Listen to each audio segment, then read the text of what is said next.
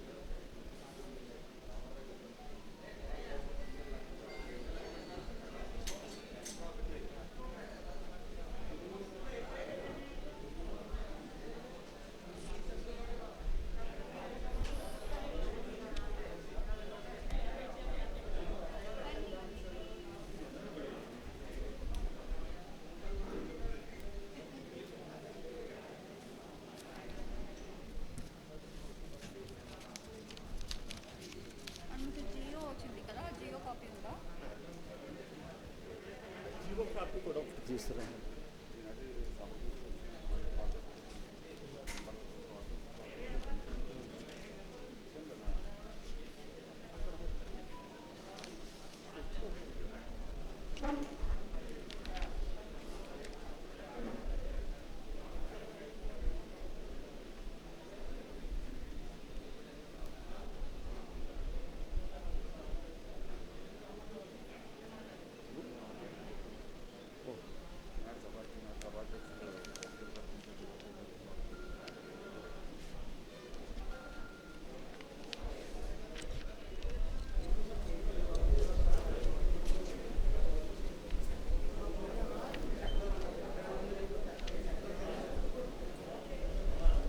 Hello,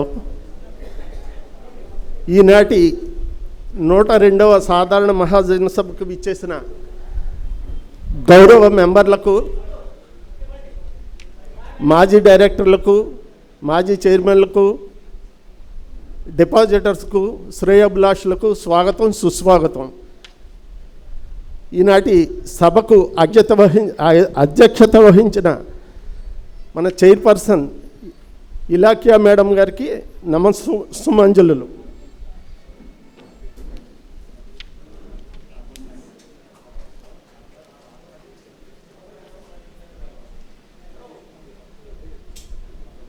అధ్యక్షుల వారిని మాట్లాడవలసిందిగా కోరుచున్నాను.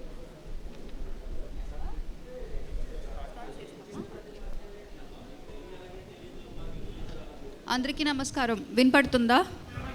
ఓకే. నాకు తెలుగు కొంచెం వస్తుంది, మాట్లాడతాం. మీకు ఏమైనా అర్థం కాలేదంటే మళ్ళీ అడగండి. ఓకే. సో అందరికీ నమస్కారం.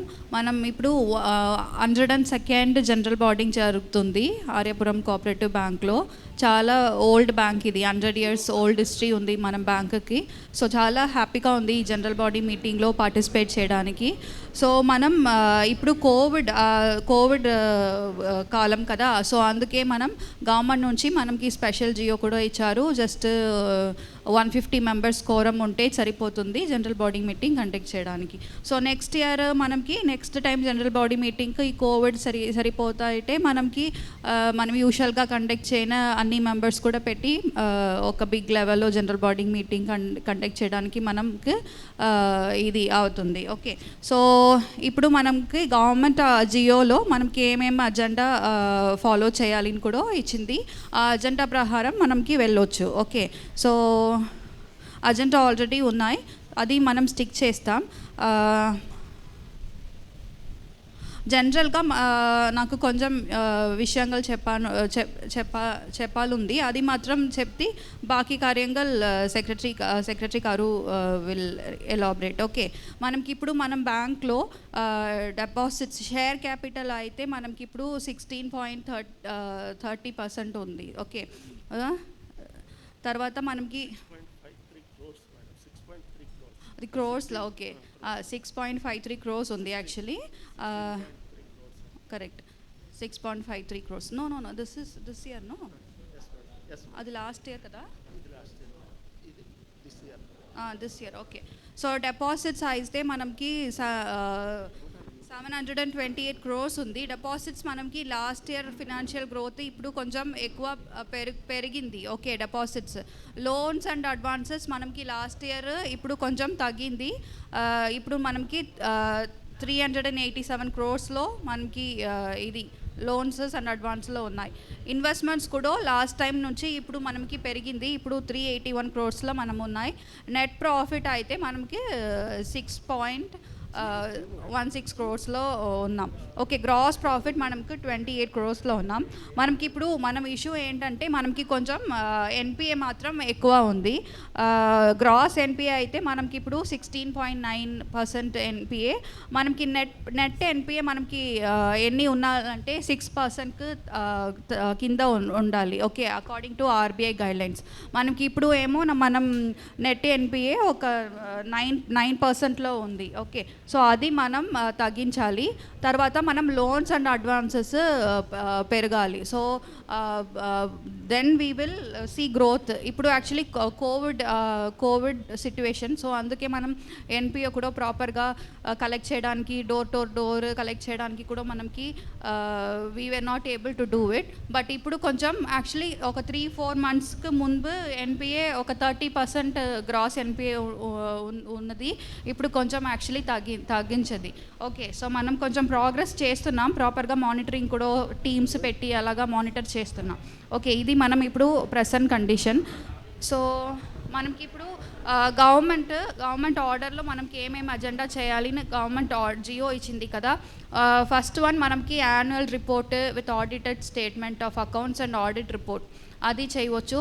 తర్వాత next appropriation of profit and declare dividend to share holders. But ఇప్పుడు మనకి డివిడెండ్ టు షేర్ హోల్డర్స్ చేయడానికి ఆప్షన్ లేవు, బికాస్ మనం బ్యాంక్ సాఫ్లో ఉంది. సో డివిడెండ్స్ ఏం చేయకూడదును మనకి ఇన్స్ట్రక్షన్స్ ఉంది. అందుకే అది మనకి ఇప్పుడు చేయడానికి అవసరం లేవు. So then third one to approve revenue and capital budgets, అది ఓకే నెక్స్ట్ ఇయర్ కోసం. Then to appoint statutory auditors, అది కన్కరెంట్ ఆడిటర్స్. దానికోసం ఆల్రెడీ ఆర్బీఐకి మనం లెటర్ పెట్టాం. ఆర్బీఐ నుంచి అప్రూవల్ వచ్చాక అది కూడా మనకి చేయవచ్చు. Okay, then amendment of bylaws of the bank for constitution of board of management, అది మనకి ఇది 5 points మాత్రం ఇప్పుడు మనకి స్టిక్ చేయవచ్చు. ఓకే, తర్వాత మీరు అందరికీ కూడా ఒక కార్యం, చాలామంది కస్టమర్స్ ఉన్నారు, మెంబర్స్ ఉన్నారు. ఇప్పుడు కొంచెం ఆల్రెడీ మనం బ్యాంక్ 51 ఎంక్వైరీ పెండింగ్ ఉంది. దెన్ చాలా కంప్లైంట్స్ వస్తున్నాయి. బట్ మనం బ్యాంక్కి ఇప్పుడు ప్రాఫిట్లే ఉంది, బ్యాంక్ లాస్లా కాదు. సో మీరు అందరూ కూడా భయపడవద్దు, మనం బ్యాంక్ ప్రాఫిట్లే జరుగుతుంది. బట్ మనం ఇప్పుడు ఏం చేయాలంటే ఈ ఎన్పిఏ తగ్గించడానికి వర్క్ చేయాలి. So that is first thing. Then loans కొంచెం ఇంప్రూవ్ చేయాలి. సో దానికోసం మనం ఆల్రెడీ స్టెప్స్ తీసుకుంటాం. మీరు అందరూ కూడా భయపడవద్దు. సో చాలా కంప్లైంట్స్, చాలా రూమర్స్ అలా వస్తుంది, అది మీరు వినపడానికి అవసరం ఏం లేవు. Okay, so now secretary will say some like brief on this agenda points. గౌరవనీయులైన బ్యాంకు సభ్యులందరికీ 102వ వార్షిక నివేదిక ఈ మహాజనసభకు సమర్పించే అవకాశం కలగటం చాలా అదృష్టంగా భావిస్తూ, బ్యాంకు ప్రగతికి నిరంతరం శ్రమిస్తున్న ఎందరో పెద్దలకు కృతజ్ఞతాపూర్వక నమస్కారములు అర్పిస్తూ బ్యాంకు ప్రగతిని తమకు విన్నవిస్తున్నాం. బ్యాంకు సాధించిన ప్రగతి 2020-21 ఆర్థిక సంవత్సరంలో ప్రతికూల పరిస్థితుల మధ్య బ్యాంకు సాధించిన ప్రగతి, డిపాజిట్లు 728.34 కోట్లండి, రుణములు అప్పులు 387.71 కోట్లండి, వ్యాపార ధనం 829.49 కోట్లండి, వ్యాపార లాభం 28.97 కోట్లండి, నికర లాభం 9.86 crores, 9.86 కోట్లండి ఇన్కమ్ ట్యాక్స్ ముందు, బిఫోర్ ఐటీ. రిజర్వ్ బ్యాంక్ నిబంధనల ప్రకారం క్యాపిటల్ అడాక్వసీ రేషియో 14.32% ఉన్నదండి. నెట్ ఎన్పిఏ 7.89% ఉందండి. ఆడిట్లో ఈ బ్యాంకు ఏ క్లాస్ బ్యాంక్గా క్లాసిఫై చేశారండి. ఆడిట్లో ప్రత్యేక అంశములు, దేశ స్వాతంత్రం కోసం ప్రారంభమైన జాతీయోద్యమ నేపథ్యంలో ఆ ఉద్యమ స్ఫూర్తితో నాటి సరిపల్ల విశ్వేశ్వర ప్రసాదరావు గారు ఈ బ్యాంకును 1918వ సంవత్సరంలో స్థాపించారు. బ్యాంకు స్థాపించిన నాటి నుండి సహకార సూత్రాలకు కట్టుబడి పనిచేస్తూ తన పరిధిలోని సామాన్య మధ్యతరగతి ప్రజలకు, చిరు వ్యాపారులకు చేయూత అందిస్తూ వీరి జీవనోపురోభివృద్ధి మరియు ఆర్థిక ప్రగతికి మన బ్యాంకు పాత్ర ఎంతైనా ఉన్నదని చెప్పవచ్చును. ఒక్కరి కోసం అందరూ, అందరి కోసం ఒక్కరు, ప్రతి ఒక్కరు అన్న సహకార సూత్రాల ఆధారంగా చేసుకుని విభిన్న వర్గాలకు సేవలు అందిస్తున్నాం. నీతి నిజాయితీలతో ప్రజలకు, ముఖ్యంగా డిపాజిట్దారులకు, సభ్యులకు జవాబుదారీగా వ్యవహరిస్తూ దేశంలోనే బలమైన సహకార అర్బన్ బ్యాంకులలో ఒకటిగా గుర్తింపు పొందిందండి. డిజిటలైజేషన్లో భాగంగా మన బ్యాంకు ఇప్పటివరకు 6 ATMs, RuPay debit cards, swiping machines ప్రజలకు అందుబాటులో ఉంచడం జరిగినది. నెఫ్ట్, ఆర్టీజీఎస్లో ఏ బ్రాంచ్ నుండి అయినా చేయడానికి ఐడిబిఐ బ్యాంక్ ద్వారా ఏర్పాటు చేయడం జరిగిందండి.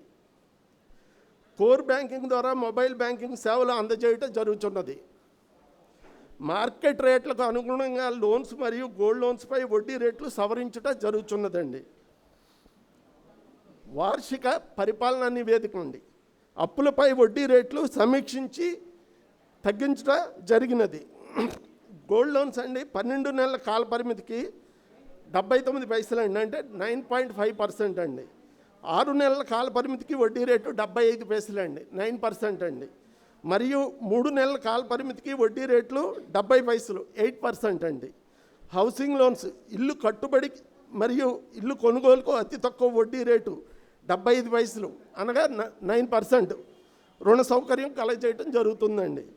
మంచి క్రెడిట్ రేటింగ్, ట్రాక్ రికార్డు గల అప్పుదారులకు ప్రత్యేక ప్రోత్సాహాలు ఇచ్చుటకు ప్రయత్నిస్తున్నామండి. మార్ట్గేజ్ లోన్స్పై వడ్డీ రేట్లు తగ్గించడం జరిగిందండి. మార్ట్గేజ్ లోన్స్పై అతి తక్కువ వడ్డీ రేటు 98 పైసలు అండి, అంటే 11.75% అండి.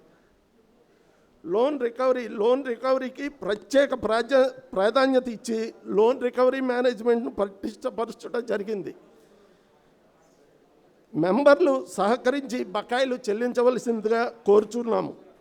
స్టాఫ్ అందరి సహాయంతో బాకీదారులను ప్రత్యేకంగా కలిసి కృషి చేయటం వలన 2020-21 సంవత్సరంకు గ్రాస్ ఎన్పిఏ 14.32% మరియు నెట్ ఎన్పిఏ 7.89% సాధించడం జరిగిందండి. కోవిడ్-19 కారణంగా ఆర్బీఐ జారీ చేసిన ఆదేశములను అనుసరించి మారటోరియం అమలు చేయడం జరిగింది. ఆర్థిక సంవత్సరం 2019-20 నెట్ ఎన్పిఏ 9.74 ఉండటం వలన బ్యాంకును ఆర్బీఐ వారు సాఫ్ సూపర్వైజరీ యాక్షన్ ఫ్రేమ్వర్క్లో ఉంచడం జరిగిందండి. రిజర్వ్ బ్యాంక్ ఇన్స్పెక్షన్ 2019-2020 వరకు రిజర్వ్ బ్యాంక్ వారి ఇన్స్పెక్షన్ పూర్తయినది. రిజర్వ్ బ్యాంక్ వారు బ్యాంక్ ఇచ్చిన రేటింగ్ C గ్రేడ్ ఇవ్వడం జరిగిందండి. రూపే డెబిట్ కార్డు సదుపాయం సేవింగ్ ఖాతాదారులందరికీ డెబిట్ కార్డ్స్ కొరకు దరఖాస్తు చేసుకుని రూపే డెబిట్ కార్డ్స్ పొందవలసిందిగా కోరుచున్నాం. ఈ బ్యాంకులో గల ఏటీఎంల నుండే కాకుండా భారతదేశంలోని ఏ ఏటీఎం నుండి అయినా ఈ బ్యాంకు రూపే డెబిట్ కార్డుతో నగదు తీసుకోవచ్చునండి. ఇతర బ్యాంకుల ఖాతాదారులు కూడా వారి డెబిట్ కార్డ్స్తో మన బ్యాంక్ ఏటీఎంల నుండి నగదు తీసుకోవచ్చునండి. కస్టమర్ల సౌకర్యార్థం దరఖాస్తు చేసిన వెంటనే ఇన్స్టెంట్ ఏటీఎం కార్డు ప్రవేశపెట్టడం జరిగిందండి.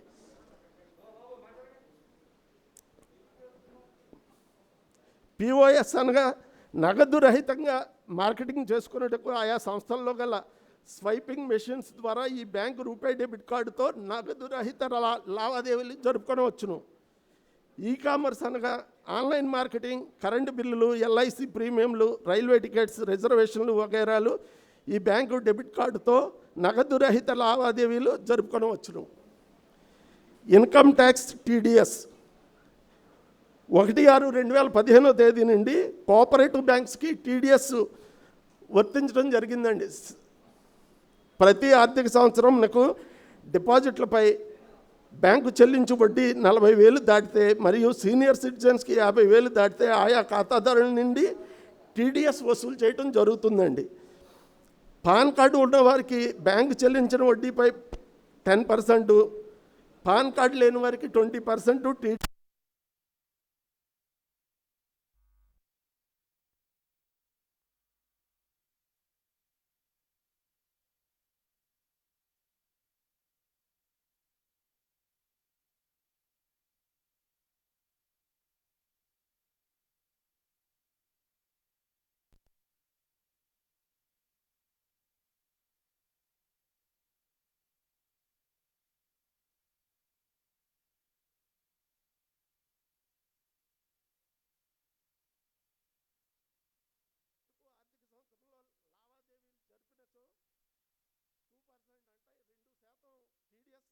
చేయమని చెప్పి చట్టం చేస్తున్నారండి. కోటి పైబడిన లావాదేవీలపై 5% టీడీఎస్ వసూలు చేయబడిందండి. 3 సంవత్సరాలు రిటర్న్స్ చేయని వారికి ఇది వర్తిస్తుందండి.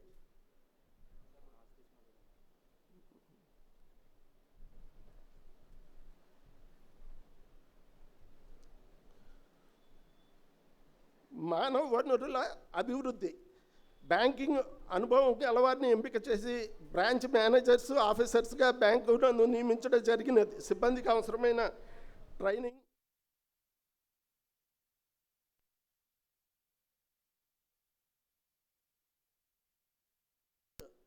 రెండు 2020-2021 సంవత్సరానికి స్టాట్యుటరీ ఆడిటర్గా messrs D Kameswararao and co chartered accountant వారు ఆడిట్ చేసి బ్యాంకును ఏ క్లాస్గా క్లాసిఫై చేసి ఉన్నారండి.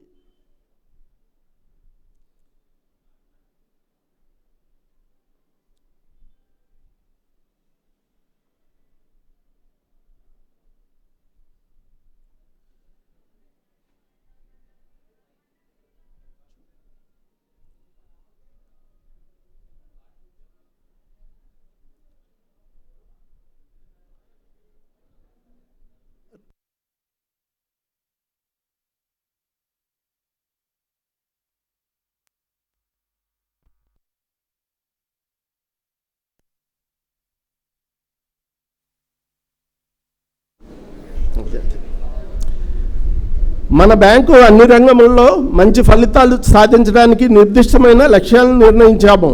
మెంబర్లు, డిపాజిటర్లు బ్యాంకుపై ఉంచిన నమ్మకం, విశ్వాసాన్ని కాపాడుకొనడం, తద్వారా బ్యాంకు పేరు ప్రతిష్టలు పెంపొందించడం మరియు యువత, స్త్రీలకు ప్రత్యేక ప్రాధాన్యతను ఇచ్చి బ్యాంకింగ్ సేవలను అందజేయడం, డిపాజిట్ పూర్తి మొత్తాలకు పూర్తి భద్రత, రక్షణ కల్పించడం, తదనుగుణంగా సొంత నిధులను పెంపొందించడం. ఈ బ్యాంకు డిపాజిటర్లను ఆర్బీఐ అనుబంధ సంస్థ అయినటువంటి డిఐసిజిసితో ఇన్సూరెన్స్ చేయబడినదండి. ఇందు నిమిత్తం బ్యాంకు ఈ సంవత్సరం ఇన్సూరెన్స్ ప్రీమియం కింద 82,88,273 రూపాయలు చెల్లించడం జరిగింది. మరియు ఆర్బీఐ వారు డిఐసిజిసి లిమిట్ని ₹1,00,000 నుండి 5 లక్షలకి పెంచడం జరిగిందండి. సాంప్రదాయమైన రీతిలో నూతన టెక్నాలజీని వినియోగించి సమర్థవంతమైన సేవలు అందించడం, ప్రతి స్థాయిలో సమర్థత ప్రాతిపదికగా పాలన అందించడం, మారుతున్న మార్పులకు అనుగుణంగా టెక్నాలజీ, కస్టమర్ విజన్లను పరిగణలోకి తీసుకుంటూ వ్యూహాత్మక ప్రణాళిక అమలు చేయడం, లాభసాటి అభివృద్ధి సాధిస్తూ నిజాయితీ, పారదర్శకతతో కూడిన వ్యవహార సమర్థత కలిగి ఉండడం, సహకార సిద్ధాంతాలు పాటించడం అండి. ప్రాథమిక సహకార సూత్రాలండి. ఏ, స్వేచ్ఛాపూర్వక మరియు ఐచ్ఛిక సభ్యత్వం, సభ్యులచే ప్రజాస్వామ్య నియంత్రణ. సి, సభ్యుల ఆర్థిక భాగస్వామ్యం. డి, స్వతంత్ర ప్రతిపత్తి స్వేచ్ఛ. ఈ, విద్య, శిక్షణ, సమాచారం. ఎఫ్, సహకార సంఘాల మధ్య సహకారం. జి, సమాజ శ్రేయస్సు. సహకార సూత్రాలు: వ్యక్తులు ఐచ్ఛికంగా ఆర్థిక, సామాజిక, సాంస్కృతిక అవసరాల, కోరికల సాధన కొరకు కొంతమంది సమిష్టిగా కలిసి ఏర్పాటు చేసుకున్న ఉమ్మడి యాజమాన్యం, ప్రజాస్వామ్య నియంత్రణ చేత స్వయం ప్రతిపత్తి కలిగినదే సహకార సంస్థ అండి.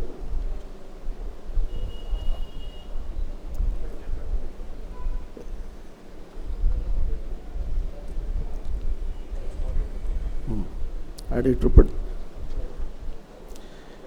ఎజెండా 2 అండి, ఆడిట్ రిపోర్ట్ అండి.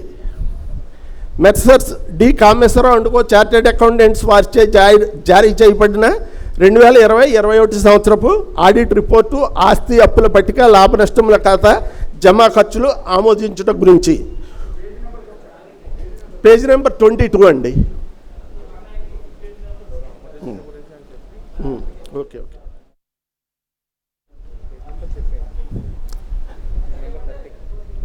పేజ్ నెంబర్ 30 అండి. ప్రాఫిట్ అలొకేషన్ అండి, అప్రాప్రియేషన్. మనకి 2021 సంవత్సరానికి 6,15,72,735 రూపాయలు నెట్ ప్రాఫిట్ రావడం జరిగిందండి. అందులో రిజర్వ్ ఫండ్కి రిజర్వ్ ఫండ్ 25%, 1,53,093 1,53,93,184 రూపాయలు రిజర్వ్ ఫండ్కి ట్రాన్స్ఫర్ చేయడం జరుగుతుందండి. కోఆపరేటివ్ ఎడ్యుకేషన్ ఫండ్ 0.65% అండి, 4 లక్షలు అండి.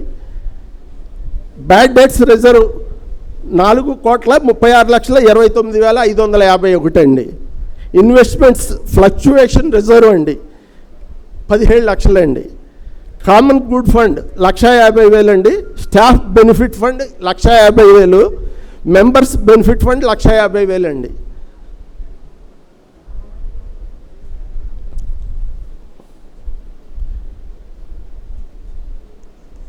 ఎజెండా 4 అండి, బడ్జెట్.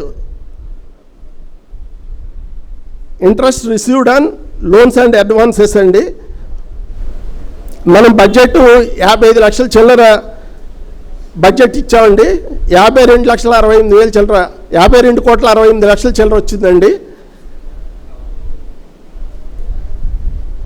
మరలా నెక్స్ట్ ఇయర్కి 55,74,00,000 బడ్జెట్గా పెట్టడం జరిగిందండి. ఇంట్రెస్ట్ రిసీవ్డ్ ఆన్ ఇన్వెస్ట్మెంట్స్ అండి. మన బడ్జెట్ వచ్చి 23,82,00,000 అండి. మనకి యాక్చువల్గా రావడం జరిగింది 24,51,00,000 చిల్లర వచ్చిందండి. నెక్స్ట్ ఇయర్కి 24,49,40,000గా బడ్జెట్ పెట్టడం జరిగిందండి. అదర్ ఇన్కమ్స్ 1,30,00,000 బడ్జెట్ అండి. మనకు వచ్చింది 2,06,00,000 చిల్లర వచ్చిందండి. నెక్స్ట్ ఇయర్ బడ్జెట్ 1,76,40,000 చిల్లర అండి. టోటల్ ఇన్కమ్ 80,24,95,000 చిల్లర అండి బడ్జెట్. మనకు వచ్చింది 79,26,19,000 చిల్లర అండి. నెక్స్ట్ బడ్జెట్ 82,20,000 చిల్లర కేటాయించడం జరిగిందండి. టోటల్ ఎక్స్పెండిచరు 74,05,53,968 అండి. యాక్చువల్గా మనకు అయింది మాత్రం 73,10,46,899 అండి. నెక్స్ట్ బడ్జెట్ వచ్చి 75,68,19,000 చిల్లర పెట్టడం జరిగిందండి. ప్రాఫిట్ అండి, బడ్జెట్ వచ్చి 6,19,41,000 చిల్లర. మనకి యాక్చువల్ ఫిగర్ వచ్చి మన బడ్జెట్ కన్నా 4 లక్షలు చిల్లర తగ్గిందండి. రివైజ్డ్ వచ్చి 6,21,66,000 అండి. బడ్జెట్ పెట్టడం 6,32,00,000 పెట్టారండి నెక్స్ట్ ఇయర్కి.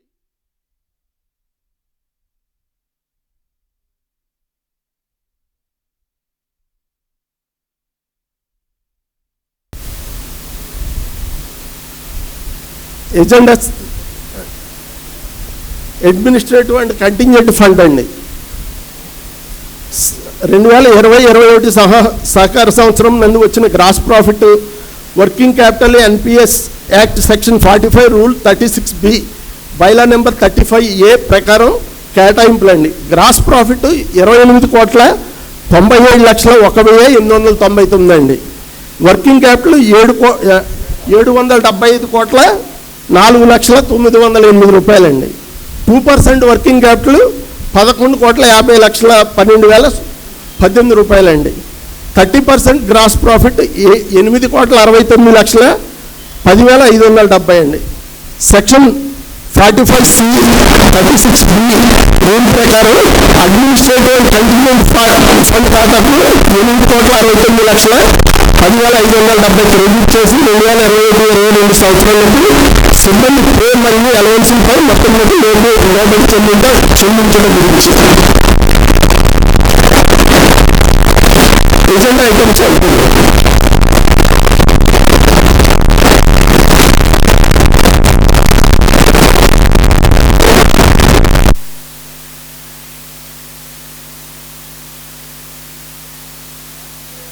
మనకి యాక్చువల్గా మనం ఇల్లు ఫైనల్ చేస్తాము. ఈ సంవత్సరం నుంచి రిజర్వ్ బ్యాంక్ వారు వాళ్ళకి పంపితే వాళ్ళు అలాట్మెంట్ చేసి మనకి ఇస్తారండి.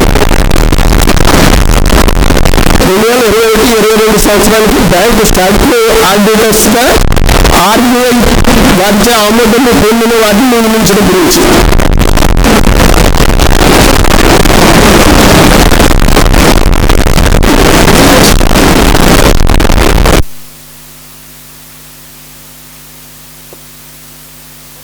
మనకి అజెండా పాయింట్స్ అయిపోయింది. మీకు ఎవరికైనా ఏమైనా అడగాలంటే అడగచ్చు.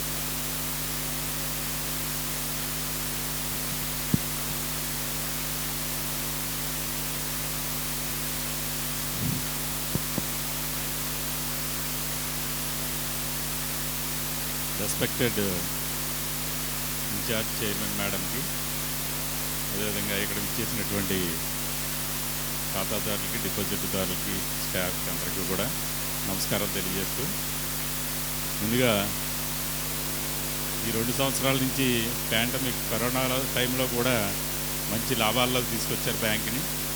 దానికి CEO గారి దగ్గర నుంచి, చైర్మన్ గారి దగ్గర నుంచి కింద స్థాయి అటెండర్ వరకు చాలా కష్టపడి పనిచేశారు. వారందరికీ కూడా ఈ సభాముఖంగా అభినందనలు తెలియజేస్తున్నాను ముందుగా. తర్వాత ఈ బ్యాంక్ 102వ సాధారణ సభ కాదు, ఇంకా 200 పైనే జరుగుతుంది. ఈ బ్యాంకు స్థాపించిన మహనీయులు స్వర్గీయ సరిపల్లి విశ్వేశ్వర ప్రసాద్ గారు ఒక మంచి ఆశయంతో ఈ బ్యాంకుని స్థాపించడం జరిగింది. ఇది చెక్కు చెదరదు. ఎన్ని సంవత్సరాలైనా, ఎన్ని యుగాలైనా ఈ బ్యాంక్ ఆశయాలే దాన్ని కాపాడుతూ ఉంటుంది. ఇది ఏదో దివాళా తీసేస్తుందని కానీ, లేకపోతే నష్టాల్లో ఉందని కానీ ఎవ్వరూ కూడా భావించొద్దు. అందరూ కూడా చాలామంది ఈ మధ్యకాలంలో 2-3 బాగా ముసలివాళ్ళు, ఓల్డ్ ఫెలోస్ 2-3 ఫోన్ చేసి వాళ్ళది ఒకరిది 20 లక్షలు ఉంది, ఒకరిది 30 లక్షలు ఉంది మా ఇంటి దగ్గర. నేను లాస్ట్ ఫోన్ చేసి కాదు, ఇది ఎట్టి పరిస్థితుల్లోని ఈ బ్యాంకు కొన్ని యుగాల పాటు ఇలాగే ఉంటుంది, మీరు ఎవరు అధైర్యపడవలసిన లేదని వారందరికీ నచ్చ చెప్పడం జరిగింది. ఇక్కడ వచ్చిన వాళ్ళు కూడా మీరు అందరూ కూడా ఈ బ్యాంకు ఎట్టి పరిస్థితుల్లోనే ఏమైపోదు. అలాంటి మెంబర్స్ పిల్లర్స్గా ఉన్నాం. దీనికి పైనుంచి మన ఫౌండర్ గారు విశ్వేశ్వర ప్రసాద్ గారు దీన్ని ఆయనే కాపాడుతూ ఉంటాడు. మేము 5 సంవత్సరాలు ఈ బ్యాంక్కి సర్వీస్ చేసినప్పుడు, డైరెక్టర్గా ఉన్నప్పుడు మేము ప్రతిసారి ప్రతి మీటింగ్లోని ఒకే విషయం చెప్తూ ఉండేవాళ్ళం. అదే చెవులో మారుమోగుతుంది ఇప్పుడు కూడా.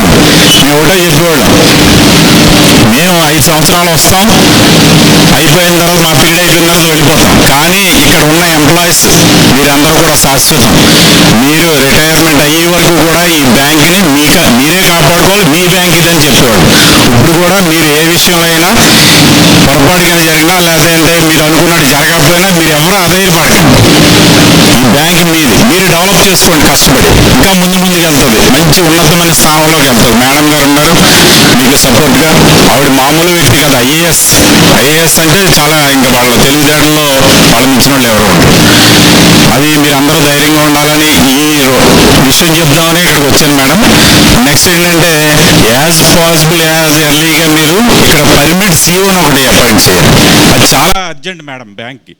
ఎందువల్లంటే ఒక పర్మనెంట్ CEO ఉన్నట్లయితే బ్యాంక్ని కొంచెం ఇంకా, సాయికృష్ణ గారు బాగానే చేస్తారు, మంచి వ్యక్తి, అనుభవం ఉన్నాయనే. కానీ ఒక పర్మనెంట్ CEO అయితే వీళ్ళకి ఇంకొక సంవత్సరం ఉంటుంది మహా అయితే. సంవత్సరం తర్వాత మళ్ళీ వేరే వాళ్ళు పెట్టుకోవాలి. అలా కాకుండా బయట నుంచి ఒక మంచి ఎక్స్పీరియన్స్, మీరు ఆల్రెడీ నోటిఫికేషన్ ఇచ్చారు, మంచి CEOని తీసుకొస్తారని మీరు త్వరగా యాజ్ పాసిబుల్ ఎంత త్వరగా వీలైతే అంత త్వరగా మీరు దయ ఉంచి ఆ పని చేయవలసిందిగా కోరుతూ నాకు ఈ అవకాశం ఇచ్చిన చైర్మన్ గారికి ధన్యవాదాలు తెలియజేస్తాను. Thank you. Yes thank you. మీరు చాలా బాగా మాట్లాడతారు. మనకి సీఈఓకి ఆల్రెడీ నోటిఫికేషన్ ఇచ్చాం, తొందరగా అపాయింట్ చేస్తున్నాం. హలో,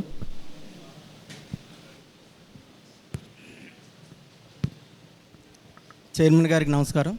అలాగే ఈ మెంబర్లందరికీ కూడా నా నమస్కారాలు తెలియజేస్తున్నాను. ఇప్పుడు నేను ఈ బ్యాంకులో 38 సంవత్సరాలు చేశాను మేడం. ఎంప్లాయీగా, మేనేజర్గా, అకౌంటెంట్గా, బ్రాంచ్ మేనేజర్గా రకరకాల హోదాల్లో చేశాను.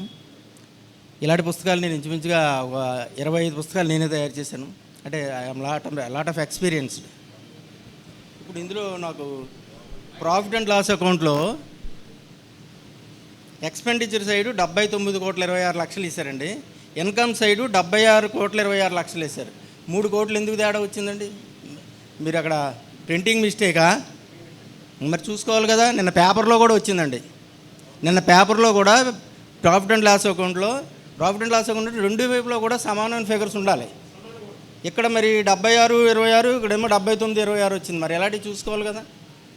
ఒకటి. రెండోది ఏంటంటే ఎన్పిఏ ఇంట్రెస్ట్ ప్రొవిజన్ అని 3 కోట్లు పెట్టారండి. అసలు ఎన్పిఏ ఇంట్రెస్ట్ ప్రొవిజన్ మనం ఎందుకు పెట్టాలండి? చెప్పండి, అకౌంటెంట్ గారు చెప్పండి.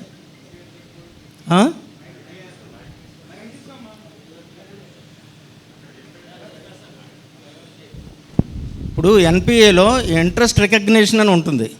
అంటే ఎన్పిఏ అయిన అకౌంట్కి ఇంట్రెస్ట్ ఇన్కమ్ కింద చూపించకూడదు కదా. అలా చూపించేటప్పుడు మాత్రమే ప్రొవిజన్ పెట్టవలసి వస్తుంది. మనం ఎప్పుడైతే కోర్ బ్యాంకింగ్ చేసామో అప్పటి నుంచి కూడా ఎన్పిఏ ఇంట్రెస్ట్ రికగ్నిషన్ చేయట్లేదు. అంటే ఎన్పిఏ అకౌంట్స్కి ఇన్కమ్ రికగ్నిషన్ ఉండదు. అది పెర్ఫార్మింగ్ అసెట్స్కి మాత్రమే ఇంట్రెస్ట్ ఇన్కమ్ కింద చూపించుకోవడం అవుతుంది. అలాంటప్పుడు మీరు 3 కోట్ల రూపాయలు ప్రొవిజన్ ఎందుకు పెట్టారో చెప్పండి. ఏదైతే మనకి ఎన్పిఏకి సంబంధించిన 100% ఇంట్రెస్ట్ ఉందో అది 100% ప్రొవిజన్ కింద పెట్టాలండి. ప్రొవిజన్ అసలు పెట్టవలసిన అవసరమే ఉందండి. మీకు కోర్ బ్యాంకింగ్లో ఇన్కమ్ రికగ్నిషనే లేదు. ఇన్కమ్ రికగ్నైజ్ చేస్తే అప్పుడు ప్రొవిజన్ పెట్టాలి అగేన్స్ట్ ది ఇన్కమ్ రికగ్నిషన్. ఇది మనం బట్ ఇన్కమ్ రికగ్నిషన్ లేనప్పుడు మీరు 3 కోట్ల రూపాయలు ఇంట్రెస్ట్ ప్రొవిజన్ ఎందుకు పెట్టారు? ఎన్పిఏ ప్రొవిజన్ అంటే పెడతారు, ఎందుకంటే ఎన్పిఏ ఎక్కువ ఉంటుంది కాబట్టి దానికి 10%, 20%, 30%, 100% ప్రొవిజన్స్ పెట్టడం. అదే లాస్ట్ ఇయర్ కూడా రిజర్వ్ బ్యాంక్ వాళ్ళు అడిగితే ఏదైతే మనం 100% ఒకవేళ పిఎండ్ఎల్లో చూపిస్తామో దానికి సంబంధించిన 100% ప్రొవిజన్ దీంట్లో పెట్టుకోవాలి. అంటే మీరు ఎన్పిఏ మీద ఇంట్రెస్ట్ని ఇన్కమ్ కింద చూపిస్తున్నారా? ఎన్పిఏ ఇంట్రెస్ట్ సిస్టమ్కి సంబంధించి 2 EMIs 3 EMIs ఉంటాయి కదండి, అవి మట్టుకు చూపిస్తుంది. ఇదివరకు కూడా ఇదే ప్రొసీజర్. ఏవండి ఏవి? ఇదివరకు కూడా ఇదే ప్రొసీజర్ అండి. లేదు, ప్రొసీజర్ కాదు కదా. ఎప్పుడైతే కోర్ బ్యాంకింగ్ అయిందో ఇన్కమ్ రికగ్నిషన్ ఆగిపోయింది. ఇన్కమ్ రికగ్నిషన్ ఆగిపోతే ఇంట్రెస్ట్ ప్రొవిజన్ పెట్టవలసిన అవసరం లేదు.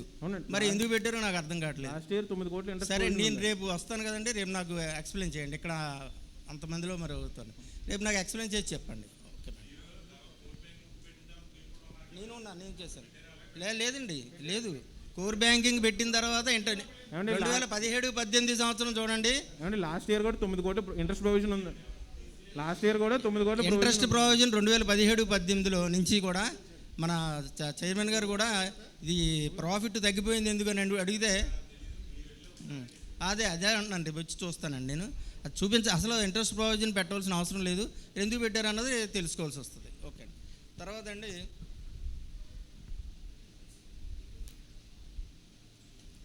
బిజినెస్ పరంగా చూస్తే సిడి రేషియో 70% ఉండాలి మేడం. అంటే మనం సేకరించిన డిపాజిట్లో 70% లెండింగ్ చెయ్యాలి ఖచ్చితంగా. చేస్తేనే ప్రాఫిటబిలిటీ కనబడుతుంది. అయినా 53% ఉంది సిడి రేషియో. అంటే మీరు 700 కోట్ల రూపాయల డిపాజిట్లు అయితే 380 కోట్లు మాత్రమే లెండింగ్ చేశారు. మరి లెండింగ్ ఎందుకు పడిపోతుందో తెలియట్లేదు. మిగతా ఇతర బ్యాంకులు అన్నీ చూస్తే లెండింగ్ బాగానే ఉన్నాయి, ఇక్కడికి వచ్చేటట్టుకి లెండింగ్ లేదు, ఎన్పిఏ పెరిగిపోయింది. ఈ బ్యాంక్ చరిత్రలో ఎప్పుడు కూడా ఎన్పిఏ అంటే నాకు తెలుసుండగా ఎన్పిఏ స్టార్ట్ చేసిన మొదటి సంవత్సరం 1 సంవత్సరం వచ్చింది.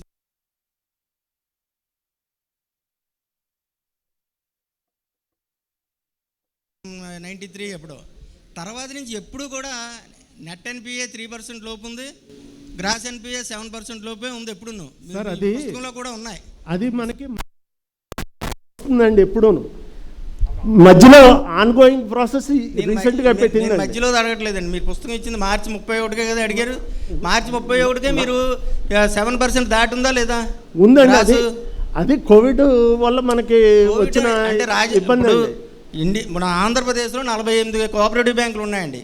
ఏ బ్యాంకు కూడా ఎన్పిఏలో లేదండి. మీ బ్యాంక్ ఎందుకు ఎన్పిఏలోకి వచ్చింది? చూడండి నేను చూశాను. మన రాజమండ్రిలో ఉన్న Jampeta cooperative bank, Innispeta bank చూడండి, వాళ్ళు విదిన్ లిమిట్స్లో ఉన్నారు. ఒక కార్యం, మన బ్యాంక్ ఎన్పిఏలో వెళ్ళినందుకు వేరే రీజన్స్ కూడా ఉన్నాయి. నాట్ జస్ట్ ఇది మన బ్యాంక్ ఇది కాదు, వేరే రీజన్స్ కూడా ఉన్నాయి. అందుకే ఎన్పిఏలో వెళ్ళింది. ఓకే, మనకి ఎంక్వైరీ కూడా ఇప్పుడు పెండింగ్ ఉంది. లెండింగ్ మీరు చెప్పినది కరెక్టే, మనం లెండింగ్ ఎక్కువ పెరగాలి. ఓకే, లెండింగ్ దానికోసం మనం చాలా స్టెప్స్ తీసుకుంటాం. లెండింగ్ పెరుగుతుంది. బట్ ఎన్పిఏ ఎక్కువ ఉంది, చాలా వేరే రీజన్స్ కూడా ఉన్నాయి. ఓకే, ఎందుకు చెప్తానంటే విమర్శించడం కాదు, బ్యాంక్ అభివృద్ధిలో రావాలన్న ఉద్దేశంతో నేను కొన్ని విషయాలు చెప్పచ్చు. నాకు అర్థమైంది. మీరు ఖచ్చితంగా ఎన్పిఏ తగ్గించాలి. ఎన్పిఏ ఎప్పుడేంటంటే రౌతు కొద్దీ గుర్రం అంటారండి. ఇన్ని సంవత్సరాలు బట్టి మేనేజ్మెంట్స్ ఉన్న ఇన్ని సంవత్సరాలు బట్టి ఎన్పిఏ ఉండవలసిన రీతిలో ఉన్నది. కానీ ఈ 2 సంవత్సరాలు బట్టి ఎన్పిఏ దాటిపోయింది. దాటిపోవడం వల్ల శాఫ్లోకి వెళ్ళిందండి. శాఫ్లోకి వెళ్తే సూపర్వైజరీ యాక్షన్ ఫ్రేమ్వర్క్, అందులోకి వెళ్తే రిజర్వ్ బ్యాంక్ ఏం చేస్తుందంటే వాళ్ళు ఇష్టం వచ్చిన నార్మ్స్ పెడతారు. దాన్ని మనం ఇంప్లిమెంట్ చేయలేం. లేకపోతే ఈ మధ్య రిజర్వ్ బ్యాంక్కి ఒక కమిటీ ఒకటి ఇచ్చిందండి.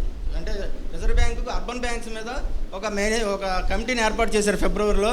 అది జూలైలో దాని రిపోర్ట్ ఇచ్చిందండి. ఆ రిపోర్ట్ ప్రకారం ఏంటంటే ఈ అర్బన్ బ్యాంకులన్నింటినీ కూడా 4 భాగాలుగా డివైడ్ చేశారు. అందులో టైర్ 1, టైర్ 2, టైర్ 3, టైర్ 4. ఇప్పుడు మన టైర్ 2లో ఉందంటే 1000 కోట్ల లోపు డిపాజిట్లు ఉన్నది టైర్ 2లో వస్తుంది. ఈ టైర్ 2లో ఉన్నది నెట్ ఎన్పిఏ ఇంతకుముందు ఉన్నది వేరు. ఇప్పుడు వీళ్ళు రికమెండ్ చేసింది అంటే నెట్ ఎన్పిఏ 3% దాటినా, సిఆర్ఆర్ 14% లోపు ఉన్నా ఖచ్చితంగా దీన్ని శాఫ్లోకి వెళ్తుంది. శాఫ్లోకి ఎప్పుడైతే వెళ్ళారో రాబోయే 2 సంవత్సరాల్లో దీన్ని ఒకప్పుడు నేను చెప్పేదేనండి. ఈ మధ్య రిజర్వ్ బ్యాంక్కి ఒక కమిటీ ఒకటి దీనికి రిజర్వ్ బ్యాంక్ ఒకటి ఇచ్చింది. అందులో ఉన్నది చెప్తున్నాను నేను. ఇప్పుడు ఇది ఉన్నది కాదు, నాకు తెలుసు. రిజర్వ్ బ్యాంక్కి ప్రత్యేకంగా మేనేజ్మెంట్ కమిటీ ఒక కమిటీ ఇచ్చిన ఏంటంటే 3% ఎన్పిఏ దాటినా సరే, 14% సిఆర్ఆర్ దాటినా సరే శాఫ్లోకి వస్తుంది ఇక మీదట. ఇప్పుడు వరకు జరిగింది కాదు. అలా శాఫ్లోకి వచ్చిన తర్వాత ఒక 2 సంవత్సరాల్లో కానీ మళ్ళీ వాళ్ళు అనుకున్న పద్ధతిలో రాలేకపోతే ఈ బ్యాంక్ని మెర్జీ చేస్తారు. మన దురదృష్టం ఏంటంటే ఆంధ్రా బ్యాంకు, మన ఆంధ్రా బ్యాంక్ ఇండియా మొత్తం మీద ఉండేది. ఇవాళ ఆంధ్రా బ్యాంక్ లేదు, యూనియన్ బ్యాంక్లోకి వెళ్ళిపోయింది. ఎందుకు? Because of NPA only. అలాగే ఇవాళ ఆర్యాపురం కోఆపరేటివ్ బ్యాంక్ అంటే ఈ ప్రాంతం అంతా ఆర్యులు నివసించే ప్రాంతం ఒకప్పుడు, కాబట్టే దీనికి ఆర్యాపురం కోఆపరేటివ్ బ్యాంక్ అని పెట్టారు. ఈ శాఫ్ నుంచి మీరు ఎంత తొందరగా బయటికి తీసుకొస్తే అంత మంచిది. అలా తీసుకురాలేని పక్షంలో ఈ ఆర్యాపురం కోఆపరేటివ్ బ్యాంక్ని ఏ విశాఖపట్నం కోఆపరేటివ్ బ్యాంకులోనో ఏ కాకినాడ టౌన్ బ్యాంకులోనో మెర్చే పరిస్థితి ఉంది. అంటే ఇప్పుడు రిజర్వ్ బ్యాంక్కి ఇచ్చిన రికమెండేషన్స్లో ఉన్నాయని నేను చెప్తున్నాను.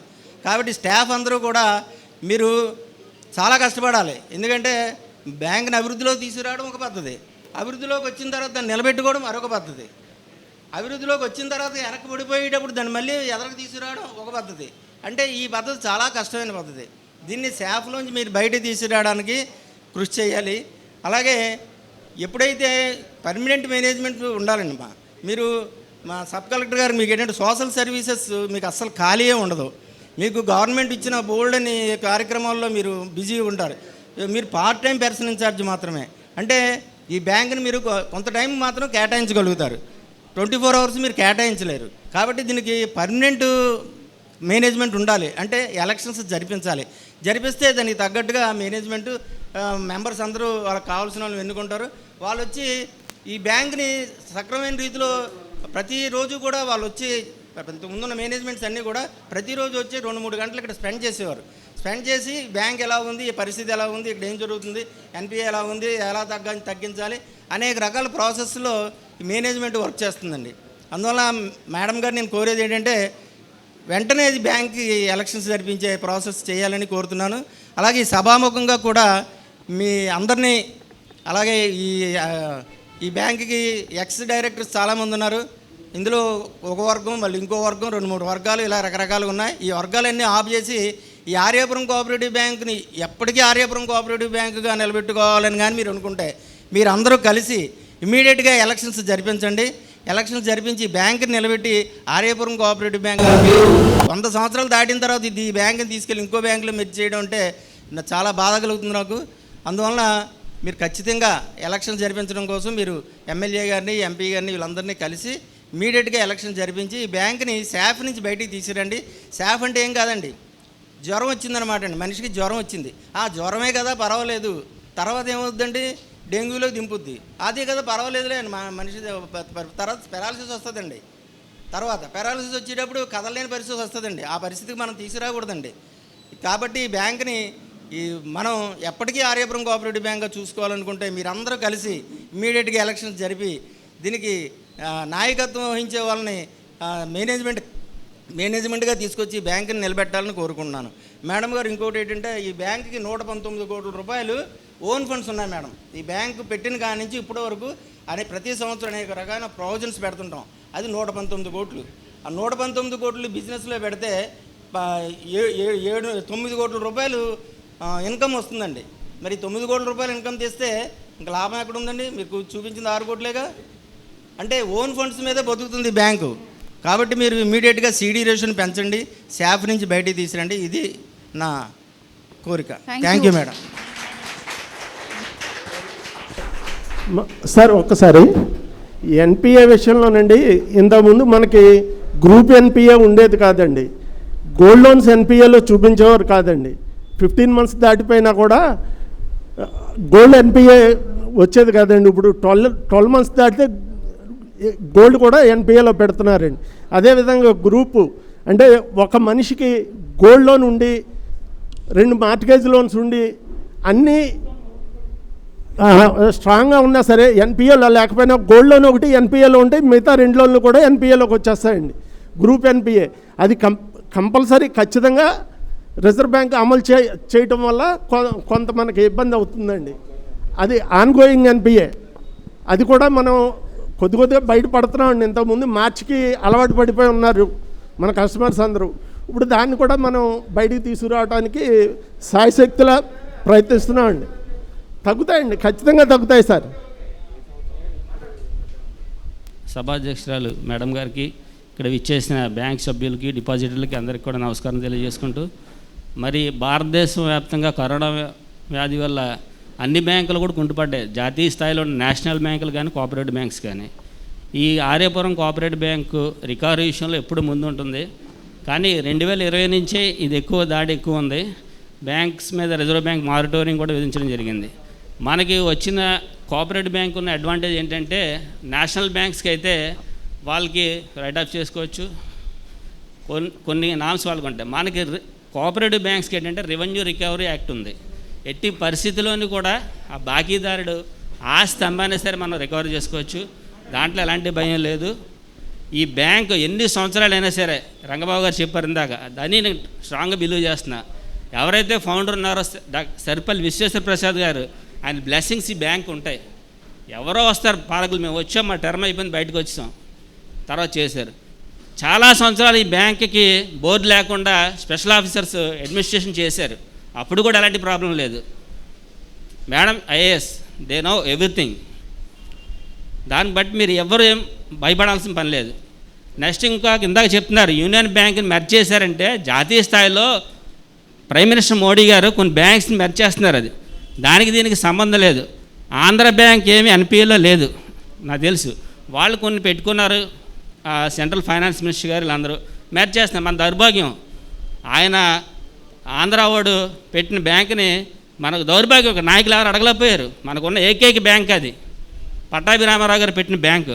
ఎందుకంటే ఆ మాట నేను చాలా రియాక్ట్ అయ్యాను. సో అది ఎన్పిఏ లేదు, number 1 bank. But union bank ఇది పెద్దది ఆంధ్ర బ్యాంక్ మీద. మన బ్యాంక్ మనకే ఉంచమని చెప్పి చాలామంది అడిగారు, ఇవ్వలేదు. సో మీకు ఇప్పుడే కరోనా తగ్గింది, నెమ్మదిగా వ్యాపారాలు జరుగుతున్నాయి. ఎంప్లాయీస్ నా రిక్వెస్ట్ ఏంటంటే మీ ఎన్పిఏ మీద దృష్టి పెట్టండి. ఇంకో బ్యాంకులో అనేది ఆర్యపురంలో మెర్జ్ అవ్వదు. ఏమైనా బ్యాంకులు అంటే నెంబర్ 1 బ్యాంక్ అండి, స్టేట్లో 3rd బ్యాంక్ ఇది. మిగతా చిన్న చిన్న బ్యాంకులు వస్తాయి మన దగ్గరికి. సో కాబట్టి అలాంటి అపోహలు ప్రజల్లోకి రానివ్వకండి. మీరు స్టెబన్ అయ్యి స్ట్రాంగ్గా స్టాఫ్ అంతా యూనిటీగా ఉండి, ఇందా రంగబాబు గారు చెప్పారు మీకు కొన్ని ఉంటాయి, ఆధారపడకండి, ధైర్యంగా ముందుకెళ్ళండి, ఇంకా పెరుగుతాయి. మేము వచ్చినప్పుడు ఎన్నో ఉన్నాయి డిపాజిట్స్, తర్వాత పెరిగినాయి, మేము లేనప్పుడు కూడా పెరిగినాయి. మీదే బ్యాంక్ ఇది. ఆయన చెప్పినట్టు 5 years పొలిటీషియన్, 60 years మీరు ఉంటారు. సో మేడం గారు ఈ అవకాశం ఇచ్చినందుకు ధన్యవాదాలు తెలియజేస్తున్నాను. హలో,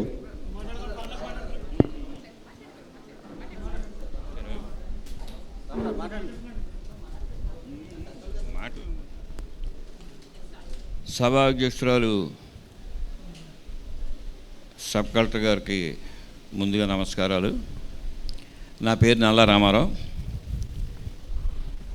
మన మిత్రులు సత్యనారాయణ గారు అంటే బ్రవర సత్యనారాయణ గారు ఈ బ్యాంకులో చాలా సంవత్సరాలు ఉన్నత పదవులన్నీ కూడా అనుభవించినారు, చేశారు. వాళ్ళ మంచి సూచనలు చెప్పారు. ఆ చెప్పిన దానిలో ఒకటి మాత్రం నేను దాన్ని ఆమోదిస్తా. ఏంటంటే అది ఈ బ్యాంక్కి పాలకవర్గం అనేది ఉండాలి. అందువల్ల వెంటనే ఎన్నికలు జరగడానికి ప్రభుత్వ సైడ్ నుంచి మీరు కూడా సహకరించి ప్రజల కొరకు, ప్రజల ప్రయోజనాల కొరకు, బలుగు బలహీన వర్గాల ప్రయోజనాల కొరకు స్వయంగా ఏర్పాటు చేసుకున్నటువంటి ప్రభుత్వ సహాయం లేకుండా ఏర్పాటు చేసుకున్నట్టు అర్బన్ బ్యాంకులు, అందులో అర్బన్ బ్యాంకుల్లో ఆర్యాపురం అర్బన్ బ్యాంక్కి 100 సంవత్సరాల చరిత్ర ఉన్నది. దీన్ని ఎవరో దాన్ని మసిపూసి మారేడుగా చేయాలన్నా, అనగా తప్పుడు ప్రచారం చేయాలన్నా సాగనిది. ఎందుకంటే రాజకీయ విద్వేషాలు పెరగడం వల్ల సహకార వ్యవస్థలు దెబ్బతింటున్నాయనే దాని మీదే విస్తృతమైనటువంటి సహకార చట్టాలను సవరించి 2001లో అమెండ్మెంట్ యాక్ట్ ద్వారా కొన్ని అధికారాలు కూడా ఇచ్చారు. వాస్తవానికి ఇది పాలకవర్గం అనేది లేకపోవడానికి గల కారణం పాత పాలకవర్గమే.